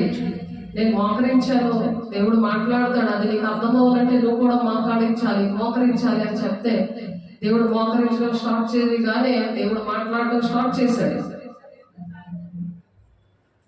ఇంటిలో మధ్యాహ్నం కూడా ఆ తిమ్ముర్లు, ఆ నీరసం, తల తిరగడం, ఆ 107వ కీర్తన 10వ వచనంలో మహోన్నత తీర్మానం తృణీకరిస్తే ఇనుప కట్ల చేతను బంధించి ఆయాసంగా భంగ చేసే పరిస్థితులు వచ్చాయి. ఎందుకంటే ఆ నూతన జన్మ విషయాలు మర్చిపోయి అహంకారంతో దేవుడు నాతోనే ఉన్నాడు కదా అని అనుకోకూడదు. మనం అనుక్షణము దేవుడు ఉన్నాడో లేదో చెక్ చేసుకోవాలి. ఎందుకంటే పేతురు విషయంలో నన్ను ఎవరైతే చెప్పుకుంటున్నారంటే నువ్వు దేవుని కుమారుడు అని దేవుని ఆత్మ వల్లే నువ్వు చెప్పేవని అంటారు. ఎవరు చెప్పలేకపోతారు. యేసయ్యని ఎవరు కూడా గుర్తుపట్టలేదు. అలాగే సియోను కుమారి గుర్తుపట్టలేదు. తిరుగుబాటు చేసే స్వభావం యోధా ప్రజలాగా సియోను కుమారి ప్రసవేదన కలిగి నువ్వు పిల్లల కాలు శత్రువుల చేత అప్పుడు నేను విడిపిస్తానంటే అవిధేయతను బట్టి దేవుడు ఆ కృపను పోగొట్టుకుంటారు. వాళ్ళకి ఇచ్చిన అభిషేకము, వాళ్ళకి ఇచ్చిన ఆశీర్వాదం, కృపను పోగొట్టుకుంటే ఆశీర్వాదాలు పోతాయి అన్నమాట. అభిషేకం పోతుంది, వాళ్ళకి ఇచ్చిన వరాలు పోతాయి, వాడబడలేదు, తండ్రి చిత్తాన్ని నెరవేర్చలేరు. ఎంత కష్టమైనా ఓర్చుకొని నిలబడ్డాం అనుకో, ఓర్పుతో ఆయన వాక్యాన్ని అంగీకరించామనుకో, ఆ శోధన ఎటువంటి శోధన వచ్చినా ఆయన దాస్తాడు, ఆయన రెక్కల కింద దాస్తాడు. ఆయన దాగుచోటు, నా దాగుచోటు నీవే ప్రభా అని ఆయన దగ్గర ఆయనతో మాట్లాడుకోవాలి. అనుక్షణం పరిశుద్ధాత్మ దేవుడు ఉంటే అలాగ ఆయనకే ప్రతి కష్టము మనం చెప్పుకుంటాం. అలాగ ఆయనతో ఏకాంతంగా మనం గడిపి 1 గంట, 2 గంటలు, 3 గంటలు గడపగలము. నిత్యం కూడా మాట్లాడుకోవాలి, గడపాలి, మాట్లాడుకోవాలి, దేవునితో మాట్లాడుకోవాలి. దేవునితో అలా మాట్లాడుకోకుండా మన స్వబుద్ధి మీద ఆధారపడ్డామే అనుకో, డబ్బులు వేస్ట్ అయిపోతాయి, డాక్టర్కి డబ్బులు వేస్ట్ అవుతాయి. తండ్రి చిత్తము, తండ్రి కోసం ఏదో చేయాలని ఆశ ఉంటుంది, కానీ ఇష్టం వచ్చాడు తండ్రి ప్రణాళిక, పిలుపు, దర్శనం ప్రకారము నడవలేని పరిస్థితులు వస్తాయి, ఫెయిల్యూర్స్ ఎక్కువ వస్తాయి. కాబట్టి జకర్యా 9వ వచనంలో సియోను నివాసులారా బహుగా సంతోషించండి అంటున్నారు. ఎప్పుడైతే నూతన జన్మ కలిగి సియోను నివాసులుగా ఉంటామో అప్పుడు మనం బహుగా సంతోషిస్తుంటాం. దేవుని అందే మనం ఆనందిస్తాం, కానీ ఇతరులు ఎలాంటి మాటలు అంటున్నా, ఎలాగ ప్రవర్తించినా ఏమి అనిపించదు వాళ్ళకి. దేవుడు వాళ్ళు ఆ దేవుని ప్రేమను అనుభవిస్తున్నప్పుడు, దేవుని మాటల ద్వారా వాళ్ళని దేవుడు వాడుకుంటున్నప్పుడు, తండ్రి చిత్తాన్ని నెరవేరుస్తున్నప్పుడు ఆ కన్నీరు, వేదన, దుఃఖం అంతా మర్చిపోయి దేవుని కన్నీరు ఆనంద బాష్పాలు వస్తాయి. దేవుని ప్రేమిస్తే వచ్చే అలాంటి కన్నీరు వస్తుంది. రక్షణాత్మకమైన మారు మనసు కలుగ చేస్తుంది. దైవ చిత్తానుసారమైన దుఃఖమే వారిలో వస్తుంది. నిర్లక్ష్యం ఉండదు, నిద్ర రాదు, మెలకు కలిగి ఉంటారంట. మెలకు కలిగి ప్రార్థన చేయండి అని చెప్తున్నాడు అందుకే. ఎందుకంటే గర్జించే సింహం వల్లే ఎవరిని మెంగుదునా అని ఆవిడ ఎప్పుడు తిరుగుతూనే ఉంటాడు. వాడికి దక్కని సింహాసనం ఎవరికి దక్కుతుంది, దేవుని పిల్లలకి దక్కడానికి వీళ్ళదని పగబట్టి తిరుగుతూ ఉంటాడు. అందుకని ఎంతసేపు కూడా దేవునితో మాట్లాడుకోవాలి. ఆయన పాటలు వినాలి, ఆయన వాక్యం వినాలి. అలాగే నేను నడుస్తాను ప్రభా, అలా ఉంటాను ప్రభా, ఆయన వాక్యమైన అర్థంలో సరి చేసుకుంటూ దేవునితో గడుపుతుండాలి. ఏ పని చేస్తున్నా వీలైనప్పుడు మనకు మోకరించి దేవుని అడిగినప్పుడు దేవుడు ఏకాంతమైన ప్లేస్లోనే దేవుడు నీతోటి నాతో మాట్లాడడానికి ఇష్టపడతాడు. అందుకని ఏకాంతం దేవుడు రమ్మని అడుగుతాడు. ఎవరు లేకపోతే రూమ్ తలుపేసుకొని నువ్వు దేవునితో కూర్చోవాలి, కానీ ఏవో ఆలోచనలు పెట్టుకుని శరీరాచారాలను దుఃఖం పెట్టుకొని ఏం తిందమా ఏం త్రాగుమా ఇలాంటి చెత్త పెట్టుకున్నావు, ఏదుంటో కొండి పెడతాం అంతే. అంతవరకే. నీకు ఏది కావాలో పరలోకం తెలుసు. నీకు ఏదైనా తినాలంటే దేవుడు తెచ్చి పెడతాడు కాళ్ళ దగ్గరికే. అటువంటి దేవుడు చేశాడు అలాంటి విషయాలు. చేశాడా లేదా? కాబట్టి సియోను నివాసులారా, ఎవరు నూతన జన్మ ఉన్న బిడ్డలని సియోను నివాసులారా అని పిలుస్తున్నారు. ఆయనకి సంతోషం ఉంటుంది. ఇప్పుడు యూదా ప్రజలు దేవుని మీద తిరుగుబాటు చేసే ప్రజలకి భయము. ఈ రోమ ప్రభుత్వము మమ్మల్ని చాలా హింసిస్తుంది, చాలా బాధ పెడుతుంది. మరి మెస్సయ్య వస్తాడని వాళ్ళు ఎదురు చూస్తూ ఉన్నారు. అందుకని మీరు సియోను కుమారి భయపడకు. సియోను కుమారి అంటే అర్థమేంటి? 30 లక్షల జనాంగం తిరుగుబాటు చేసి దేవుని మాట వెనక నూతన జన్మ లేక ఉంటున్న ప్రజల కోసం దేవుడు వచ్చి ఆయన ప్రాణం పెట్టడానికి వస్తున్నాడు. ఆయన వాళ్ళ పాపాలన్నీ కూడా ఆయన ఎత్తి మీద వేసుకొని ఆయన ప్రాణం పెట్టడానికి వస్తున్నాడు. రారాజుగా వస్తున్నాడు ఆయన. ఆ పాపం నుండి, శాపం నుండి, ఆ తిరుగుబాటు నుండి ఆ నూతన జన్మ ఇవ్వడానికి ఆయన వస్తున్నాడు. కన్నీరు రావాలి కదా, అయ్యో నా కోసం దేవుడు వస్తున్నాడు అని కన్నీరు రావడం పోయి ఆ ఊహలన్నీ పోయాయి. ఏంటంటే గుర్రం మీద రారాజుగా రాలేదని, గాడిదలో వచ్చాడు, దీన మనసుతో వచ్చాడని, అహంకారంగా చక్కటిగా రావాలి. అది పైనవి చూస్తారు మనుషాత్మలో పైన రంగులు బొంగులు చూస్తారు, కానీ లోపల ఎవరున్నారో ఆ బిడ్డలో వారు ఎవరు లక్ష్య పెట్టరు. అందుకనే మొదటి కొరింథీ 2వ అధ్యాయంలో ఉంటుంది, మేము ఇవే ప్రకటిస్తున్నాం, దేవుడి మాటలే మేము ప్రకటిస్తున్నాం, కానీ మమ్మల్ని ఎవరు లక్ష్య పెట్టరు. దేవుని బిడ్డలు ఎవరు లక్ష్య పెట్టరు. అలా దీన మనసుతో ఉంటారు. దేవుడిని ఎలాగైతే రిజెక్ట్ చేశారో ఆనాడు ప్రజలు, ఇశ్రాయేలు ప్రజలు, యూదులు ఎలాగైతే రిజెక్ట్ చేశారో అలాగే మనలో కూడా రిజెక్ట్ చేస్తారు. మనం నూతన జన్మ కలిగి ఉన్నా సరే ఎవరు లక్ష్య పెట్టరు. మనుషులు లక్ష్య పెడతారు కాదు, దేవుడు లక్ష్య పెట్టాలి అనే ఉద్దేశంతోనే మనం ఎప్పుడూ కూడా ప్రవర్తించాలి. ప్రవర్తించినప్పుడు వారికి సంతోషం వస్తుందట. అది జనరల్గా చెప్తారు, సియోను నివాసులారా బహుగా సంతోషించండి, యెరూషలేము నివాసులారా ఉల్లాసముగా ఉండండి. నీ రాజు నీతి పరుడును, రక్షణ గలవాడును, దీనుడనే గాడిద పిల్లలు ఎక్కి నీ యొద్దకు వస్తున్నాడు. నీ లోపల ఉండడానికి, నిన్ను కాపాడడానికి, నిన్ను వాడుకోవడానికి, యువగాలు దేవునితో ఉండడానికి ఎలా ఉండాలి, నువ్వు ఎలా నడవాలి, ఎలాగ కన్నీరు అందరినీ తొడవాలి, ఎవరికి నువ్వు బోధ చేయాలి, ఎవరిని ఆదరించాలి, ఎవరికి చేతులేసి ప్రార్థన చేయాలి, ఎవరు దెయ్యాలు వెళ్ళగొట్టాలి, వారికి వివరించాలి దేవుని ప్రేమని అని చెప్పడానికి, నిన్ను రక్షించడానికి, నన్ను రక్షించడానికి వచ్చాడు. అది నూతన జన్మ అంటే సంతోషం. వాళ్ళకి అటువంటి సంతోషం ఉంటుంది. విశ్వాసంలో ఉండగా కొన్ని విషయాలు పొరపాట్లు చేస్తున్నారు చాలా మంది, అవిశ్వాసం లేక. ఎందుకంటే సంఘము ఎందుకు వర్ధిల్లదంటే అవిశ్వాసం సంఘములో లేకపోయినప్పుడు, ఆ విశ్వాసం కుటుంబంలో లేనప్పుడు, భార్య భర్తల వద్ద లేనప్పుడు ఆ కుటుంబం వర్ధిల్లదు, దేశం వర్ధిల్లదు. నా దేవుడు దేశాన్ని కాపాడుతాడు, నా కుటుంబాన్ని కాపాడుతాడు, నా సంఘాన్ని కాపాడుతాడు. నువ్వు మోకరించాలి, నువ్వు నేను కలిసి మోకరించాలి. ఏకాంతంగా నీతో మాట్లాడతాడు. ఎలాగా వాళ్ళతో మాట్లాడాలి, వాళ్ళకి ఎలాగ నువ్వు చెప్పాలి, ఎలాగ వాళ్ళ కోసం ప్రార్థన చేయాలి. దేవుడు అటువంటి సంతోషం ఇస్తాడు, అలాంటి ఓదార్పునిస్తాడు, దేవుడు అలాగ ఆదరిస్తాడు. కన్నీరు తుడిచే దేవుడు. చాలా మంది దేవుడు హృదయాన్ని అర్థం చేసుకోక దేవుడిని విడిచిపెట్టి వెళ్ళిపోయారు. దేవుడు నాకు ఏం చేశాడు, నాకు తినడానికి లేదు, నేను రాలేను అని కన్ఫామ్ గా అవిశ్వాసం అనే సాతానుడు వాళ్ళని ఏలుబడి చేస్తాడు. చనిపోయి బ్రతికిన వాళ్ళే అలాగే చెప్తే మరి అన్యజనులు ఎలా ఉంటారు? ఆనాడు అన్యజనులే మేడగది అనుభవంలో దేవుని శక్తిని పొందుకొని దేవుని నామాన్ని ప్రకటన చేశారు.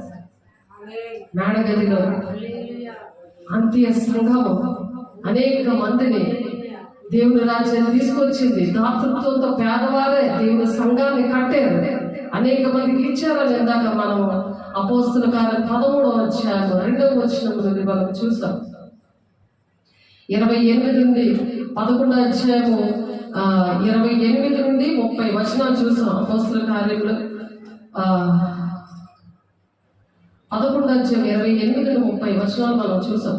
ఎలాగా ఆయన దాతృత్వంగా సంఘం విషయంలో, దేవుని బిడ్డల విషయంలో కరువు వచ్చినప్పుడు వాళ్ళు ఎలా ఆదుకున్నారో, అది సియోను వాసులారా బహుగా సంతోషించండి, యెరూషలేము నివాసులారా ఉల్లాసంగా ఉండండి అంటాడు.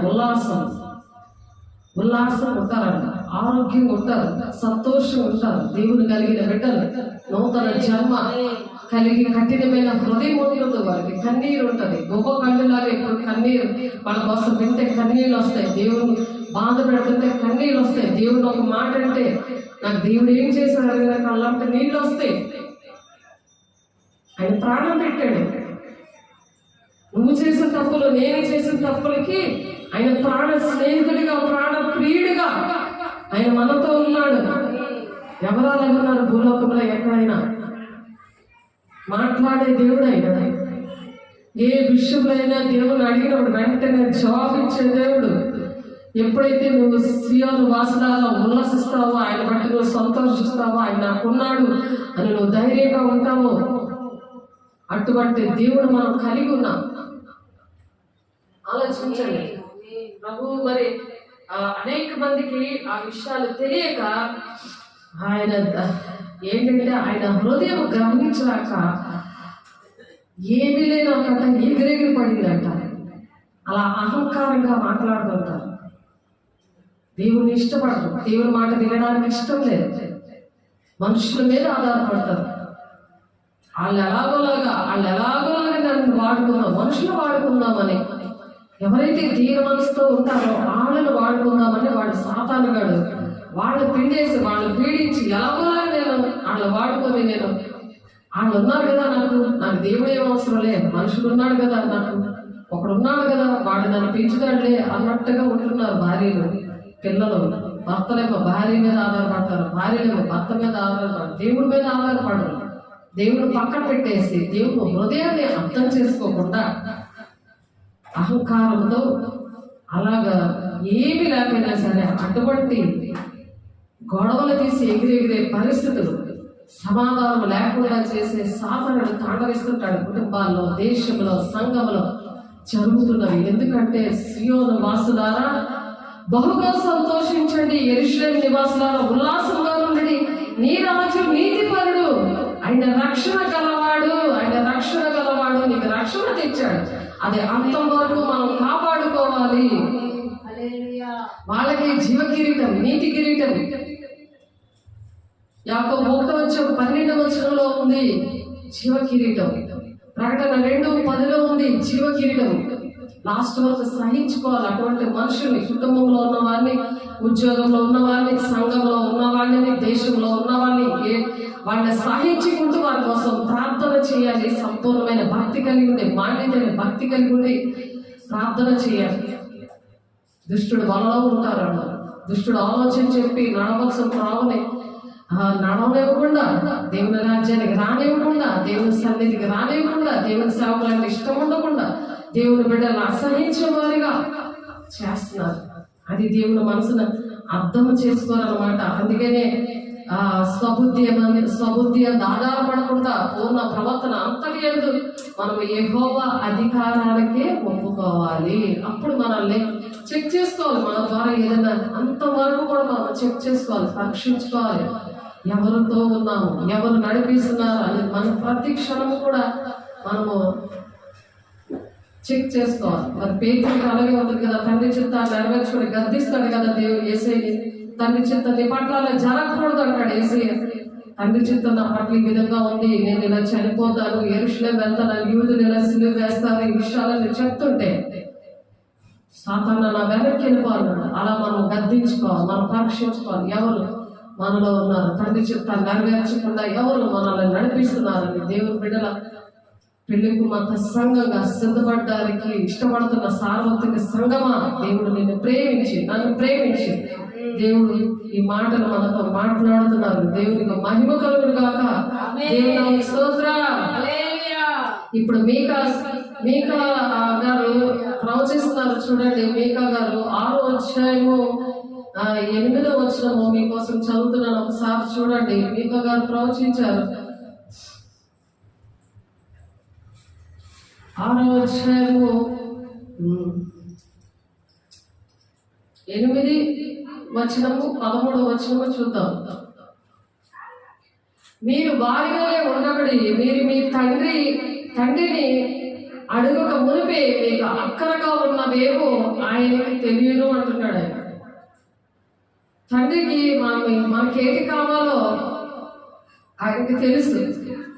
అందుకే కాబట్టి మీరు ఇలాగ ప్రార్థన చేయండి, పరలోకమందున్న మా తండ్రి నీ నామము పరిశుద్ధపరచబడును గాక అని మత్తయి 6వ వచనంలో చెప్తున్నారు కదా.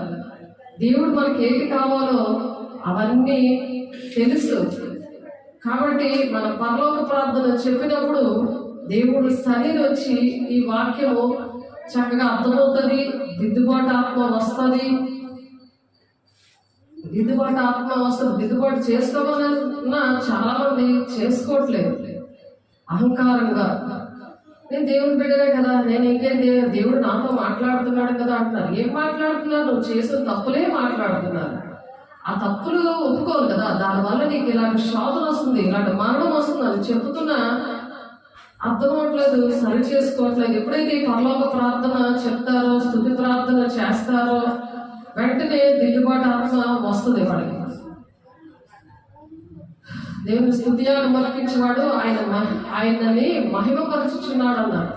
ఆయన వస్తేనే, ఆయన వచ్చి పాపముల గురించి నీతిని గురించి లోకాన్ని ఒప్పింపచేసే ఆత్మని కుమ్మరించినప్పుడే దిద్దుబాటు ఆత్మ వస్తుంది. లేకపోతే రాదు. కన్నీళ్ళు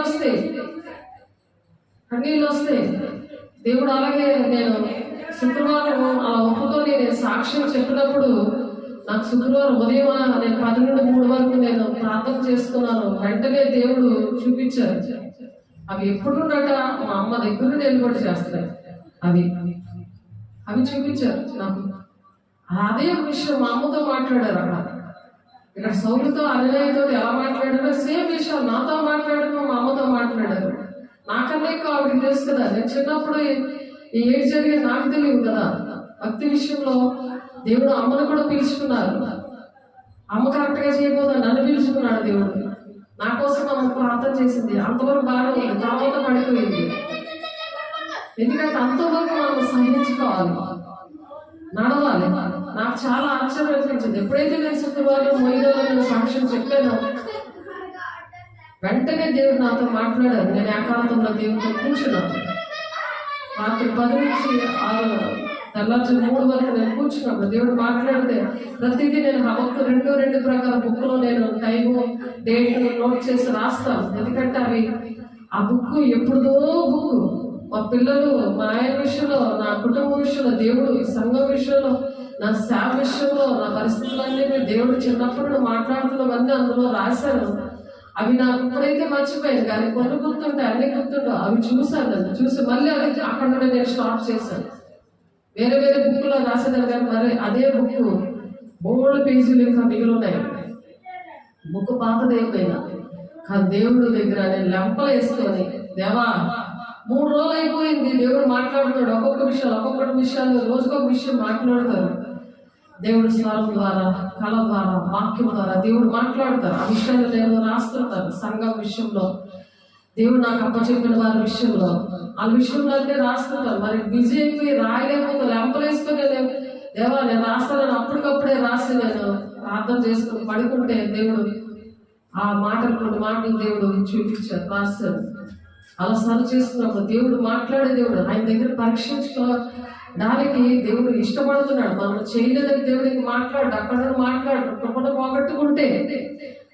పోగొట్టుకుంటే దేవుడు మాట్లాడు. ఆయన మాట్లాడే దేవుడు దుఃఖపడి వెళ్ళిపోతాడు. యెరూషలేములో అలాగే దుఃఖపడిపోయి అంత్యొక సంఘంలో భయంకరమైన ఏరియా అది, ఈ జొన్నగుడి లాంటి ఏరియా. ఇటువంటి ఏరియాలో నేను 4-5 ఏరియాలు చేశాను. అక్కడ కూడా అలాగే దేవుడు మాట్లాడారు. దేహమైన దేవుని ఆలయం ఎక్కడికి వెళ్ళినా అది అలా విస్తరిస్తూ ఉంటుంది. 7 ఖండాలు ఉన్న ఈ రోజుల్లో, అప్పుడు 3 ఖండాలే ఉండేవి. 2 ఖండాల్లోని పౌలు గారు సేవ చేశారు. అలా విస్తరించాలని మరి దేవుడు యూట్యూబ్ ఛానల్ మరి ఇచ్చారు. సాధారణకి ఇష్టం లేదు, అది ఆపుదామనే చూశాడు. కానీ ఎంతకాలం ఆగుతుంది అది? తండ్రి ప్రణాళిక, మోకాళ్ళ ప్రార్థన, ఉపవాస ప్రార్థన, సరి చేసుకోవడం, దేవుడి మాటలు రాసుకోవడం మర్చిపోకుండా ఉండాలనే హబక్కు 2:2 ప్రకారం దేవుడు రాసుకున్నాడు. మరి యోసేపు చిన్ననాటి కళ తన పెద్ద అయ్యేటప్పటికి నెరవేరింది. 13 సంవత్సరాలకి నెరవేరింది. అబ్రహాం గారికి 25 సంవత్సరాలకు ఆయన చెప్పిన వాగ్దానం అప్పుడు నెరవేరింది. ఎప్పుడైతే మనం దేవునికి ఇష్టంగా ఉంటామో అక్కడ నుండి దేవుడు అనుక్షణం కూడా మాట్లాడడానికి ఇష్టపడతాడు ఆయన. అలాగే దేవుడితో మాట్లాడే అనుభవం కలిగి ఉన్నదే అపోస్తల బోధ, నూతన జన్మ.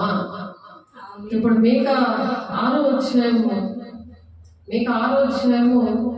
8వ వచనం 13వ వచనం చదువుకుందాం. మనుషుడా, ఏది ఉత్తమమో అది నీకు తెలియజేయబడి ఉన్నది. న్యాయముగా నడుచుకున్నటయు, కనికరమును ప్రేమించడియు, దీనమనసు కలిగి నీ దేవుని ఎదుట ప్రవర్తించడియు, ఇంతే కదా యెహోవా నిన్ను అడుగుతున్నాడు. ఇది చేయలేమా మనం? అలా ఉంటే చాలు, దేవుడు మాట్లాడతాడు. ఆయన తండ్రి చిత్తం ఏంటో, ఆ నూతన జన్మ ఉన్నవాళ్ళకి లక్షణాలు ఏంటంటే న్యాయంగా నడుచుకుంటారు, కనికరమును ప్రేమిస్తారు. కనికరం వచ్చేస్తుంది ఎవరైనా చూస్తే. కనికరాన్ని ప్రేమిస్తారు, దీన మనసు కలిగి ఉంటారు. అంటే దీన మనసులోనే దేవుడు ఉంటాడని యెషయా 57:15 ఉంది. మహేంద్ర స్థలంలో నేను నివసించినప్పటికీ దీన మనసులోనే నేను నివసిస్తున్నాను. అలాగ ఆయన నివసిస్తేనే మనం చేయగలం, లేకపోతే మనకు అహంకారం వచ్చేస్తుంది. అదే మనసు ఉందా, అహంకారం వస్తుందా, అది మనం చూసుకోవాలి. దేవ మనసు కలిగి నీ దేవుని ఎదుట ప్రవర్తించడి, ఇంతే కదా నేను అడుగుచున్నాను అంటాడు. ఆలకించడి, యెహోవా పట్టణమునకు ప్రకటన చేయించున్నాడు. జ్ఞానం గలవాడని నామమును లక్ష్య పెట్టును. జ్ఞానం ఎవరికైనా ఉంటుందా? వాళ్ళే దేవుని మాటలు లక్ష్య పెడతారు. లేకపోతే అన్నీ ఎవరు చేస్తారనగా, ఎవరు దేవుడు మాట్లాడిస్తారు, ఇవన్నీ అబద్ధాలు అని అంటారు. సాతానుడు అలాగా వాళ్ళ మీద దృష్టి నుంచి అటువంటి ఆలోచన చేస్తాడు. వాళ్ళు అలాగ నడిపించుకుని వెళ్ళిపోతారు. ఓహో నిజమే కాబోలు, అలాంటి థాట్ రాగానే, అలాంటి ఆలోచన రాగానే ఓహో అబద్ధం కాబోలు అది అని అనుకుంటారు. కానీ ఏదైనా తిని చూసినప్పుడు కదా దాని రుచి తెలుస్తుంది. అలాగే దేవుడితో కూర్చున్నప్పుడు, దేవుడితో గడిపినప్పుడు, వాక్యం చదువుతున్నప్పుడు, ప్రార్థన చేస్తున్నప్పుడు, దిద్దుబాటు చేస్తున్నప్పుడు దేవుడు మాట్లాడటం స్టార్ట్ చేస్తాడు. దేవునికి మనకున్న గోడ ఏంటంటే దిద్దుబాటు. దోషం అనే గోడ అడ్డముగా వచ్చాను. యెషయా 59:1-2 ఉన్నాడు. ఆయన రక్షింపకుంటున్నట్లు యెహోవా హస్తము కొరచకాలేదు, విననేరగినట్లు ఆయన చెవులు మందం కాలేదు.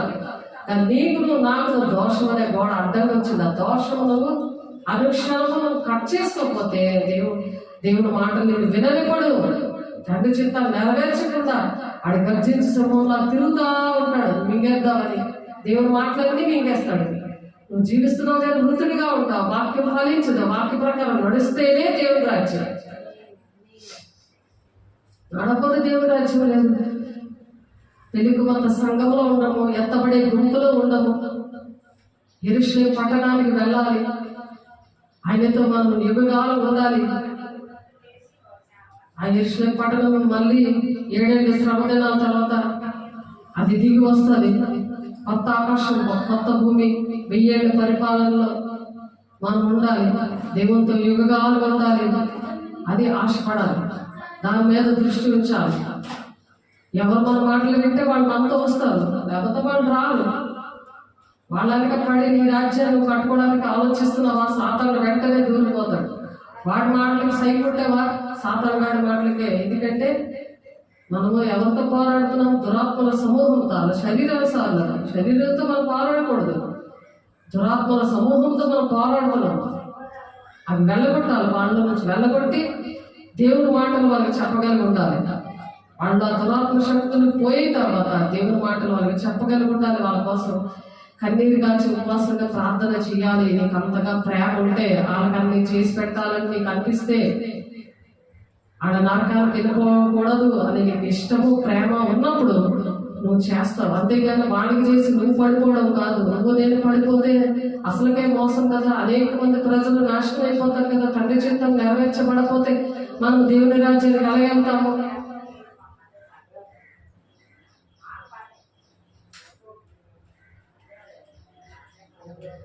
అందుకని 13వ వచనంలో ఏముందంటే, కాబట్టి నీవు బాగుపడకుండా నేను నీ పాపమును బట్టి నిన్ను పాడు చేసి మొత్తుదును అంటున్నాడు.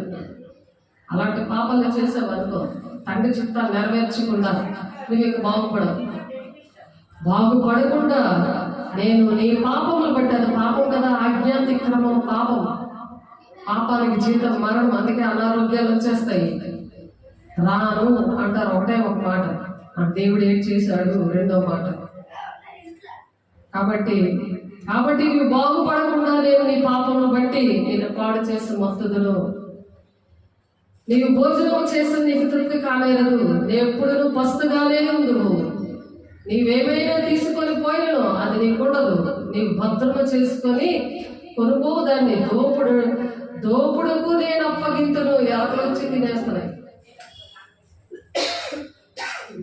దోపుడికి అప్పగించేస్తున్నాడు. డబ్బులు దోచేసుకుంటాడు పక్కన సాతాను. ఖర్చు అయిపోతాయి, జబ్బులు వస్తే డబ్బులు ఉండవు కదా. అపవిత్రంగా దగ్గర దేవుడు ఉన్నాడు కదా, దెయ్యం ఉంటాడు. ఆలోచించండి, దరిద్రం ఎందుకు వస్తుంది, పేదరికం ఎందుకు వస్తుంది? దేవుడు సృష్టించలేదు అలాగా. మనల్ని ధనవంతులు చేయడానికి ఆయన దరిద్రుడు అయిపోయాడు. ఆయన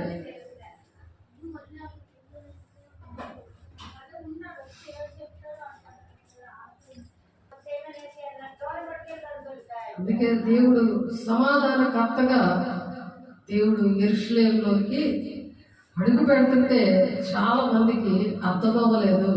దీన మనసుతో ఆయన గాడిద మీద వచ్చినప్పుడు, గాడిద పిల్ల మీద, ఇక ఆ గాడిదే మనం అన్నమాట. గాడిద లాంటి మనల్ని దేవుడు, మనం దేవుడిని మోసుకొని వెళ్ళిపోతే మనల్ని కూడా అలాగే రిజెక్ట్ చేస్తారు. అది మనము ఇష్టపడాలి.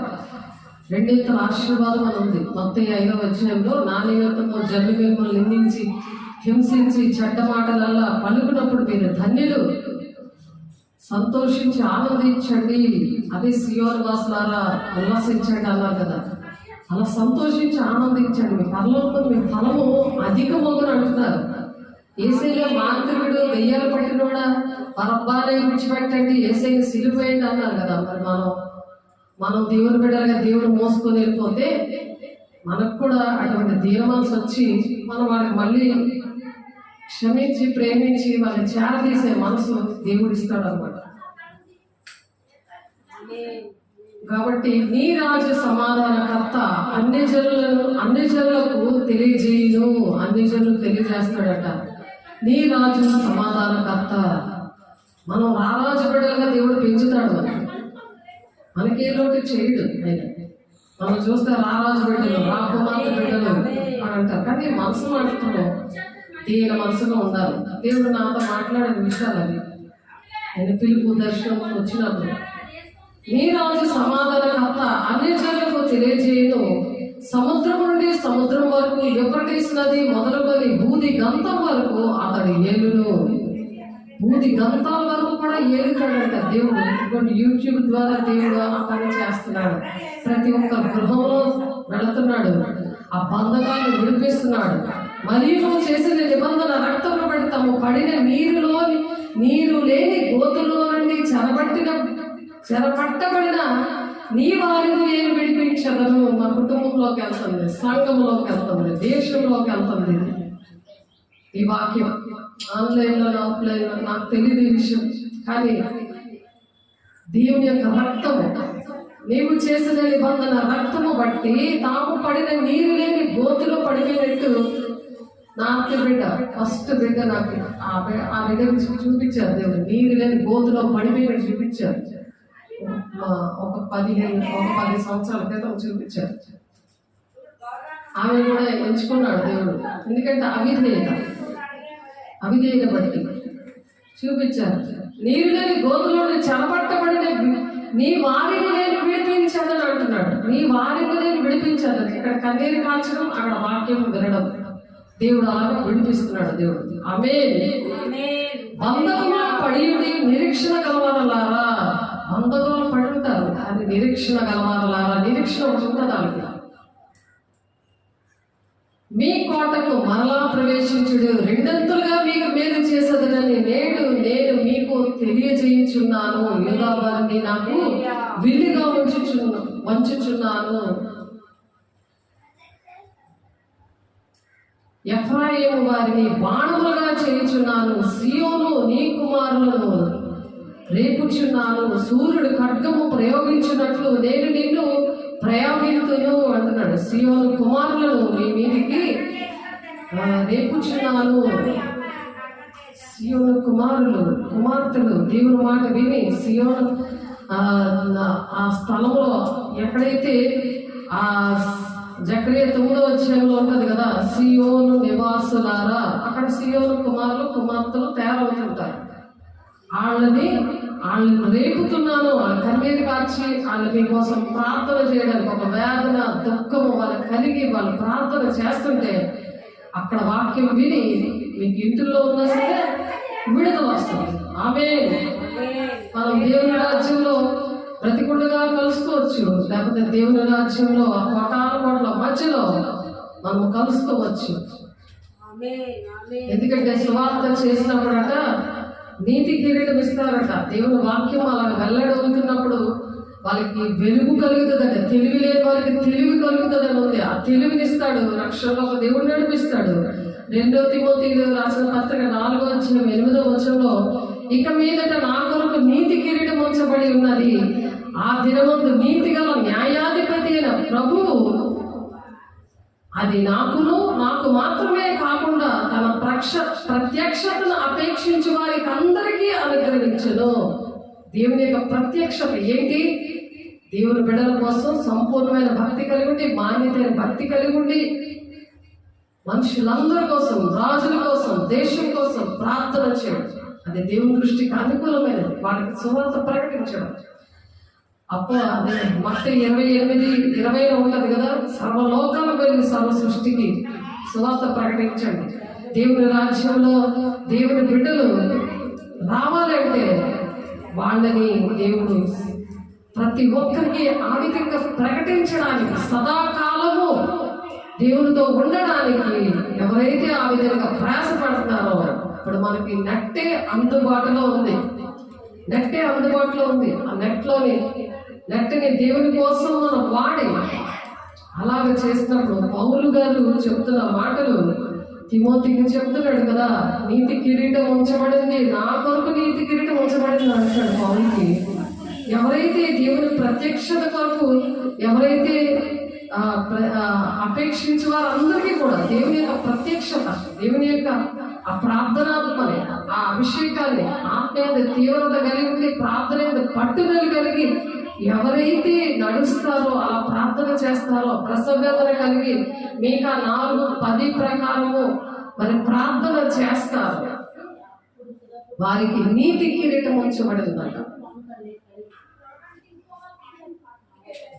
కాబట్టి ఇంకా ఏంటంటే భూమిని తలకిందులు చేసే శక్తిని వాళ్ళకి ఇస్తున్నారు. అపోస్తలులు 17:6 యాసోను భూలోకంలో తలకిందులు చేసిన వీరు ఇక్కడికి కూడా వచ్చి ఉన్నారు అని పౌలు సేనల గురించి, ఘనులైన స్త్రీల గురించి దేవుడు అక్కడ వాళ్ళ ద్వారా పలికించారు. రాజేశ్వరి అనే ఒక ఆవిడ వాక్పేటలో ఉంది. ఆవిడ నా కోసం ప్రార్థన చేసి ఆవిడ అదే మాట చెప్పింది, మీరు కళ్ళు తెరిచినా కళ్ళు మోస్తున్నా సరే మీకు అన్నీ తెలుస్తాయి, దర్శనం, ప్రవచనం అన్నీ కూడా వస్తాయి. దేవుని దగ్గర నేను అభిషేకం పొందుకుంటున్నప్పుడు రోజు కూడా దేవుడు చెప్తూ ఉంటారు, అది అలా ఫీల్ చేస్తూ ఉంటారు. భూమిని తలకిందులు చేసే శక్తి దేవుడు మీకు ఇచ్చారండి అని చెప్పారు.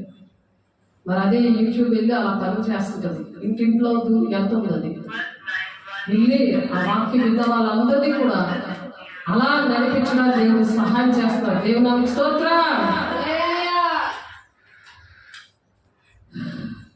కాబట్టి మరి యోహాను గారు 4వ అధ్యాయము 41వ వచనంలో, మా మట్టుకు మేము విని ఆయన నిజముగా లోకరక్షకుడని తెలుసుకొని నమ్ముచున్నామన్నారట. ఎవరంటే సమరయ స్త్రీకి దేవుడు ఎవరో తెలిసినప్పుడు ఆమె విషయాలన్నీ కూడా 12 గంటల టైంలో దేవుడు వెళ్ళి ఆ సమరయ స్త్రీకి ఆ బావి దగ్గర సువార్త ప్రకటించి ఆమె విషయంలో ప్రవచించినప్పుడు ఆమె వెళ్ళి ఎవరికైతే ఆ ఊరంతా సువార్త చేసినప్పుడు వాళ్ళు ఇచ్చిన సాక్ష్యం ఏంటంటే, మా మట్టికైతే విని ఆయన నిజంగా లోకరక్షకుడని తెలుసుకొని నమ్ముతున్నారంట.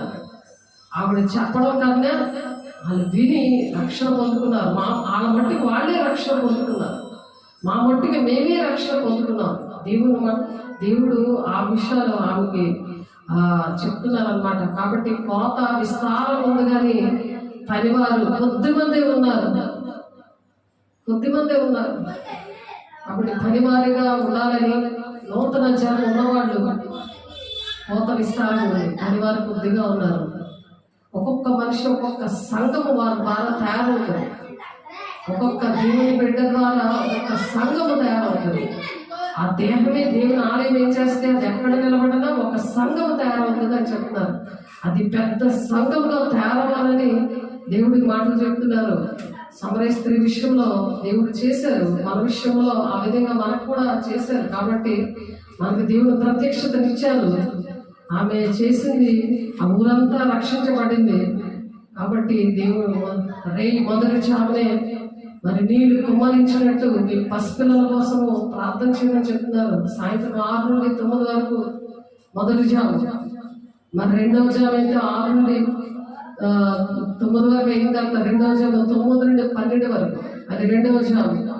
మూడవ జాము మళ్ళీ 12 నుండి 3 వరకు. అలాగే 4వ జాము 3 నుండి 6 వరకు. దేవుడు ఆ 4వ జాములోనే దేవుడు వచ్చి అక్కడ పేతురు ఆ సముద్రం మీద వచ్చినప్పుడు నడవడానికి సహాయం చేశాడు, అవిశ్వాసంలో విడిపించాడు. కాబట్టి మనం ఆ జాముల్లో ప్రార్థన చేసినప్పుడు విశ్వాసం కలిగి ఉంటాము, దేవునికి ఇష్టంగా నడవగలము.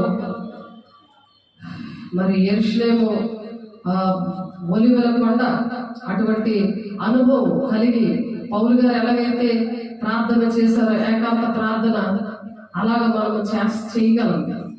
మరి యేసు ఎలాగైతే ఒలీవల కొండ, సియోను కొండ అన్న, ఒలీవల కొండ అన్న, మరి హెరోము కొండ, ఏంటంటే దేవుని ప్రార్థన విషయంలో ఒక సూచనగా ఉంది. ఎలాగైతే వాళ్ళు ప్రార్థన చేసి జయించారో, యేసయ్య ఎలాగైతే జయించారో గొల్గోతా కొండ, మరి గెత్సేమనే తోటలో ఆయన ఎలాగా జయం పొందుకున్నారో అటువంటి జయము మనకు కూడా దేవుడు చేస్తాడంటున్నారు. కాబట్టి దానికి అన్నిటికీ ముఖ్య కారణం ఏంటంటే ఆదరణకర్త అయిన పరిశుద్ధాత్మ దేవుడు ఉన్నప్పుడే ఇవన్నీ జరుగుతాయి. నూతన జన్మనది వస్తుంది. నేను వెళ్ళి ఆదరణకర్తను పంపిస్తాను అంటున్నాడు. అందుకనే యోహాను 14:16లో ఆ ఆదరణకర్త ఉన్నప్పుడు మనము దేవుని ఇష్టంగా మనం నడవగలము, తండ్రి చిత్తాన్ని నెరవేర్చగలము, దేవుని జ్ఞానము మర్మమైనట్టుగా మనము బోధించగలము. దేవుని జ్ఞానాన్ని మర్మమైనట్టుగా మనం బోధించగలము అంట. మొదటి కొరింథీ 2వ అధ్యాయము 4 నుండి చదివితే అక్కడ ఇందాక చెప్పాను కదా, మొదటి కొరింథీ 2వ అధ్యాయము, మొదటి కొరింథీ 2వ అధ్యాయంలో ఉంటుంది ఆ మాట.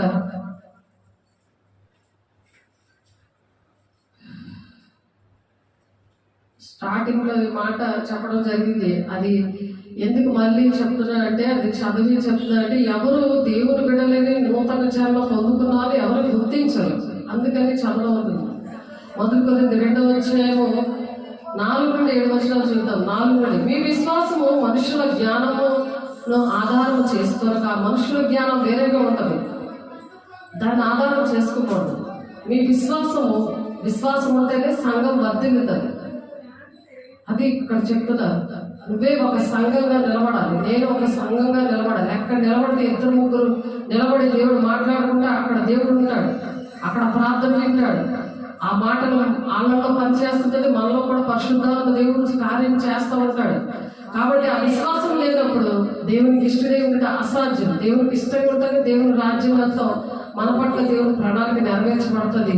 లేకపోతే అక్రమం చేయవాలనుకోండి అంటాడు, మీరు ఎవరో నాకు తెలియదు అంటాడు. మనం ఎన్ని చేసినా మీ విశ్వాసము మనుషుల జ్ఞానం ఆధారం చేసుకోవాలి. అందుకే మనుషుల జ్ఞానాన్ని ఆధారం చేసుకోవడం, దేవుని జ్ఞానం, పైనుండి వచ్చే జ్ఞానాన్ని పొందుకొని మనము ఇంట్లోంచి బయటికి వెళ్ళాలి, దేవుని ఆలయం నుంచి బయటికి వెళ్ళాలి, దేవుని ఆజ్ఞలు పాటించినప్పుడు దేవుని జ్ఞానం ఇస్తాడు. కాబట్టి మీ విశ్వాసం మనుషుల జ్ఞానం ఆధారం చేసుకొనక దేవుని శక్తిని ఆధారం చేసుకొని ఉండవలను.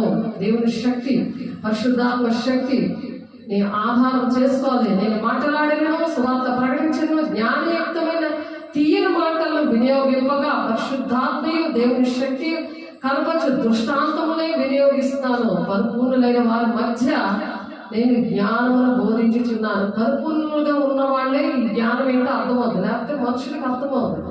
మనిషి ఆత్మ ఉంటుంది కాబట్టి మనుషుల సంగతులు మనుషుల ఆత్మకి అర్థమవుతాయి, దేవుని సంగతులు దేవుని ఆత్మకి అర్థమవుతాయి. కాబట్టి పందుల మధ్య ముత్యాలు జల్లదు, అవి తొక్కి చీరు చేస్తాయని ఉంది. కాబట్టి పరిపూర్ణులైన వారి మధ్య జ్ఞానం బోధించున్నాము. అది ఈ లోక జ్ఞానము కాదు, నిరర్ధకులైపోవచ్చున్న ఈ లోకాధికారుల జ్ఞానము కాదని దేవుని జ్ఞానము మర్మమైనట్టుగా బోధించుచున్నాము. ఈ జ్ఞానము మరుగై ఉండెను, అది మరుగై ఉంది. కాబట్టి ఆనాడు యెరూషలేముకి దేవుడు వస్తున్నప్పుడు ఆయన మెస్సయ్య వచ్చాడంటే అది ఇప్పుడు వరకు కూడా చాలా మంది ఇశ్రాయేలు ప్రజలు నమ్మలేకపోయారు, యూదులు నమ్మలేకపోయారు. అలాగే ఈ దినాల్లో కూడా దేవుడు అంటే బిల్డింగ్ ఇచ్చేస్తాడు, పెళ్లి చేసేస్తాడు, చక్కటి ఆహారం పెట్టేస్తాడు. ఏం దేవుడో నాకు తిండి కూడా పెట్టట్లేదు 3 పూటలు. ఇదన్నమాట. ఇలా రిజెక్ట్ చేస్తున్నారు దేవుడిని. దేవుడి హృదయం ఏంటో అర్థం కాలేదు. సాతాను అన్ని పెడుతున్నాడు కాబట్టి సాతాను వైపే తిరిగి నేను రాను, నేను వినను, నేను చెయ్యను అంటే అది ఎవరికి నష్టం? తండ్రి చిత్తాలు నెరవేర్చకపోతే చనిపోతే మన అర్హతలు ఏమైనా వస్తాయా? దేవుని మీద మనం ఆధారపడినప్పుడు దేవుడు అన్నీ ఇస్తాడు. ఆధారపడలేనప్పుడు దేవుడు విడిచిపెట్టినప్పుడు ఏమీ ఉండవు. అది నీ చేతిలో నువ్వే నీ గొయ్యి తొగ్గేసుకుంటున్నావు. అలా చేయకూడదు కదా. నేను బ్రతికించాడు, చనిపోయిన మనిషిని బ్రతికించాడు, అవన్నీ మర్చిపోయి బ్రతికించాడు, మళ్ళీ అది నిర్లక్ష్యంగా చెప్పడం. బ్రతికించాడు, నాకు ఆకలి లేదు, నాకు తిండి లేదు, ఏంటి లేదు, నేను రాను. అందుకనే పరిపూర్ణమైన వారి మధ్య జ్ఞానం బోధించాలట. అది ఈ లోక జ్ఞానము కాదు, నిరర్ధకములైపోవచ్చునే ఈ లోకాధికారుల జ్ఞానము కాదు, కానీ దేవుని జ్ఞానం మర్మమైనట్టుగా బోధించుచున్నాము. ఈ జ్ఞానం మరుగై ఉండను, ఇది మరుగై ఉంది. అందుకని ఆనాడు అర్థం అవ్వలేదు, ఈనాడు వాళ్ళకి అర్థం అవ్వలేదు. శాస్త్రం పరిశీలన సర్దుకేలు వాక్యం అంటే ధర్మశాస్త్రోపదేశకులకి అర్థం అవ్వలేదు. మోషే నమ్మినట్టేనే నన్ను నమ్మట్లేదు అని దేవుడు ఎంతో బాధపడ్డాడు ఆయన.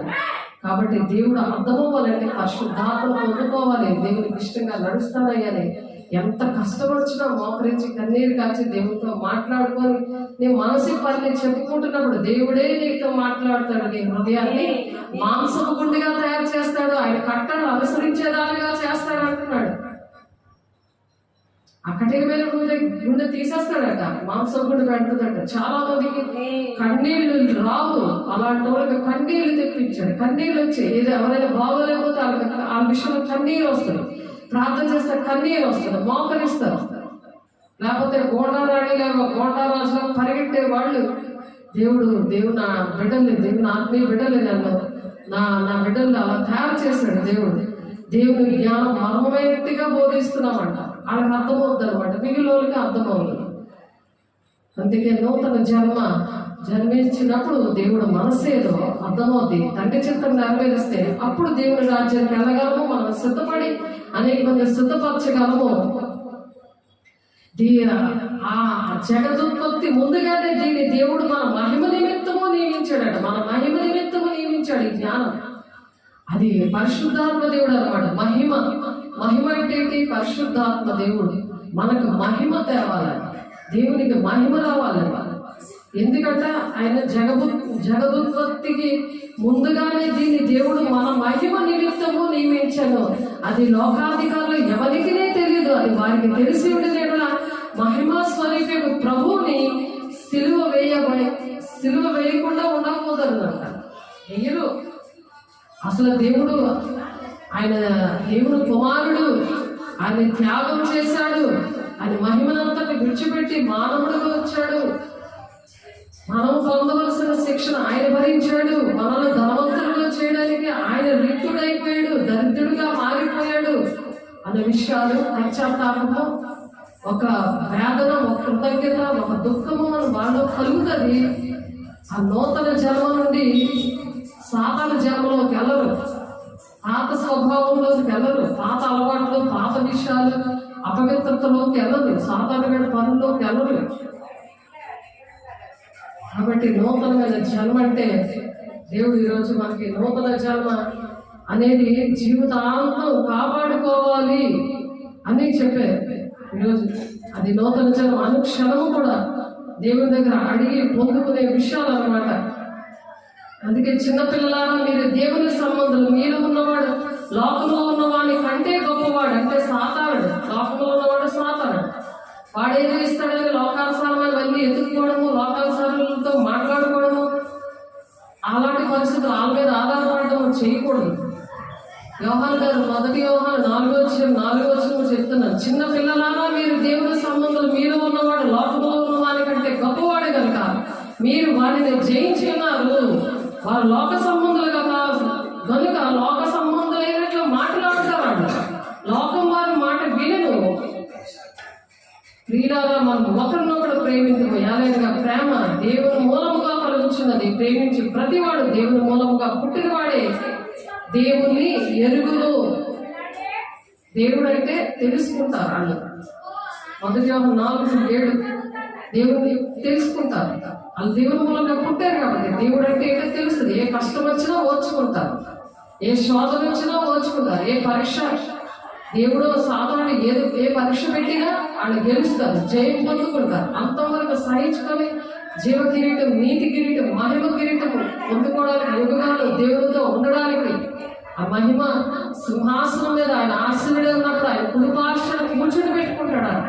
నేను ఈ స్థలంలో మీరు ఉండలాగా మరలా వచ్చి మిమ్మల్ని తీసుకెళ్తానని ఆయన చెప్తుంటే ఆయన కోసం ఎదురు చూస్తారు. ఆయన అర్థం చేసుకున్నామని ఆలోచించండి. ఇంట్లో వాళ్ళు నేను వస్తాను, ఇక్కడ ఉందంటే నువ్వు వెళ్ళిపోతావా ఎవరో ఇంట్లోకి? చెప్పు. అక్కడ ఉంటావు కదా, కష్టమైనా నీ కాళ్ళు పెడుతున్నా, అక్కడ పంపొస్తున్నా ఉంటావు కదా. అలాగే మన దేవుడు నీ కోసం ప్రాణం పెట్టాడు, ఆయన కోసం ఎదురు చూడవా? ఎన్ని కష్టాలు వస్తాను, నేను రాను, నేను వినను, నా ఇష్టం వచ్చినట్టు నడుస్తాను అని అంటే ఎంత తప్పది. అది నూతన జన్మ కాదు. దేవుడు దుఃఖపడే చెప్తున్నాడు. దేవుని సంగమా, సార్వత్రిక సంగమా, మనం దేవుడు లెక్కడుతాడు విషయాలన్నీ కూడా. కాబట్టి అవన్నీ కూడా జ్ఞాపకం చేసుకొని దేవుడు ఈ మాటలు దీవించును గాక. పరిశుద్ధుడ, ప్రేమగల దేవ, అభిషక్తుడ, అయ్యా నీ కృపగల నామలో, నీ మహిమగల నామలో ప్రభు మాతో అనేక విషయాలు మీరు మాట్లాడారు ప్రభా. మమ్మల్ని సరి చేశారు, నడిపించారు, క్రీస్తుని బండ మీద నిలబెట్టారు. నూతన జన్మలో మేము ఉన్నామా లేదా ప్రతి విషయంలో సరి చేసుకోవడానికి, అయ్యా నీ దగ్గర మేము ప్రతిదీ ఒప్పుకొని విడిచిపెట్టడానికి అయ్యా మీరు సహాయం చేసిన దేవానికి స్తోత్రాలు ప్రభు. సంఘాలు అయ్యా నాకు విశ్వాసము ద్వారానే నా తండ్రి అది అభివృద్ధి చెందుతుందని, సంఘము కట్టబడుతుందని అయ్యా నువ్వు రక్తం ఇచ్చి కొనుక్కున్న, నీ స్వరక్తం ఇచ్చి సంపాదించుకున్న రక్తం అయ్యా సంఘము ప్రభు. అయ్యా నా తండ్రి సహాయం దయచేయండి, నీ కృపలో భద్రపరచండి, శరీర అవయవాలని అయ్యా లేవనెత్తండి, నడిపించండి నాయన. అయ్యా నీ కృప చూపించండి. కాలుకు దెబ్బ తగ్గితే నేను కన్నే ఏడుస్తుంది ప్రభా. అయ్యా అవయవంలో కన్నుండి ఏడుస్తుంది ప్రభా. అలాగే ఎవరికి ఏ బాధ వచ్చినా అయ్యా ఏడుస్తున్నాం ప్రభా. వాళ్ళు అర్థం చేసుకున్న సహాయం చేయండి, కనికరించండి ప్రభు. నీ శరీరంలో అవయవాలు నా తండ్రి నేను సంఘాన్ని ప్రభు అయ్యా నీ బలమైన హస్తాల్లో పెడుతున్నాం ప్రభా. కనికరించండి, కృప చూపించండి, క్షమించండి అయ్యా. దుష్టుడి నుండి విడిపించండి, ప్రతి బంధకాలను విడిపించండి, కుటుంబాల్ని, సంఘాల్ని, దేశాన్ని ప్రభా నీ ఆధీనంలో పెట్టుకోండి ప్రభు. నీ రాకడ సూచనలు అన్ని కూడా గ్రహించి నేను మెలకు కలిగి ప్రార్థన చేయడానికి, తండ్రి చిత్తాన్ని నెరవేర్చడానికి, నూతన జన్మని ప్రభా మీరు ఇచ్చారు ప్రభు. మీరు ప్రాణం పెట్టి కొన్నారు మమ్మల్ని ప్రభు. రాత్రి తీసివేశారు, మాంసం గుండెలు మాకు ఇచ్చారు ప్రభు. నా తండ్రి నాయన అయ్యా నా తండ్రి కనికరించి కృప చూపించి నాయన మీ కట్టలు అనుసరించే వారిగా మమ్మల్ని ఆశీర్వదిస్తున్నందుకు కొత్తలే నామంతో నింపి నీతో గడపడానికి ప్రభు బిడ్డలకి అయ్యా ఏ విధంగా మేము సహకారంగా ఉండాలి ప్రభు. నా తండ్రి నేను వారి వేదన దుఃఖాన్ని ప్రభు వారిని క్షమించి ఏ విధంగా నా ప్రభు నీవే గుర్తింపాలో ఆకాశంలో జ్యోతుల వలె నక్షత్రముల వలె ప్రకాశిస్తారని చెప్తున్నావు నాయన. తండ్రి నాయన అటువంటి కృప ప్రతి ఒక్కరికి అనుగ్రహించండి నాయన. ఏ వేదంలో ఉన్నారో ఏ బాధల్లో ఉన్నారో ప్రభు దుష్టుడి ఆలోచనలు విడిపించడం బంధకాల నుండి ఏ స్నామంలో విడుదల ప్రకటిస్తున్నాను. నజరేయుడైన యేసు నామములో నీ మహిమ గల నామంలో నీ శక్తి గల నామంలో విడిపిస్తున్నాను. ప్రతి ఒక్కరిని నీ ఆధీనంలో పెట్టుకున్నారయ్యా. నీ స్తోత్రాలు పేరు పేరు ప్రతి ఒక్కరిని మీరు దర్శించండి, మాట్లాడండి. ఎక్కడ ఉన్నప్పటికీ నాయన దేశంలో ప్రభు ప్రపంచంలో ప్రభు అయా నా తండ్రి మీరు ప్రతి ఒక్కరికి మతము కులము భేదము లేకుండా మీరు ప్రాణం పెట్టారు ప్రభు. అయ్యా నా భాషలో మాట్లాడుతున్న వారిని ప్రభు మీరు పిలిచారయ్యా. మరి సంఘంలో అంత్య సంఘంలో మమ్మల్ని దీవించండి, ఆశీర్వదించండి ప్రభు. నీ కృపలో భద్రపరచండి ప్రభు. నాయన మీరు భద్రపరిచారు, మమ్మల్ని నడిపించారు, మాతో మాట్లాడినందుకు అయ్యా నా తండ్రి సియోనులో నాయన సియోను నివాసాలు మీరు సంతోషించండి, ఉల్లాసించండి అంటున్నారు ప్రభు. అలాంటి ఉల్లాసము సంతోషము ఒక ఆనందము మాకు అనుగ్రహించినందుకు మీకే కోట్లాది వందనాలు స్తోత్రాలు చెల్లిస్తుంది. యేసే పరిశుద్ధ నామములో బ్రతిమలాడి వేడుకుంటున్నాము తండ్రి. ఆమేన్. తండ్రి యొక్క దీవెన కుమారుని యొక్క కృప పరిశుద్ధాత్మిక నిత్య సహవాసం సకల లోక పరిశుద్ధులకి మరి ఎవరైతే వాక్యము విని దాని ప్రకారం నడవడానికి అయా ఆశపడుతున్నారో నూతనమైన జన్మను పొందుకోవడానికి ఆశపడుతున్న ప్రతి ఒక్క బిడ్డకి నా తండ్రి మీరే నూతన జన్మించి సదాకాలము తోడైంది నడిపించును గాక. ఆమేన్. ఆమేన్. దేవుని మహిమ కలుగును గాక. దేవుని గాడ్ బ్లెస్ యు. దేవుని మిమ్మల్ని దీవించును గాక. ఆమేన్. ఆమేన్. Praise lord.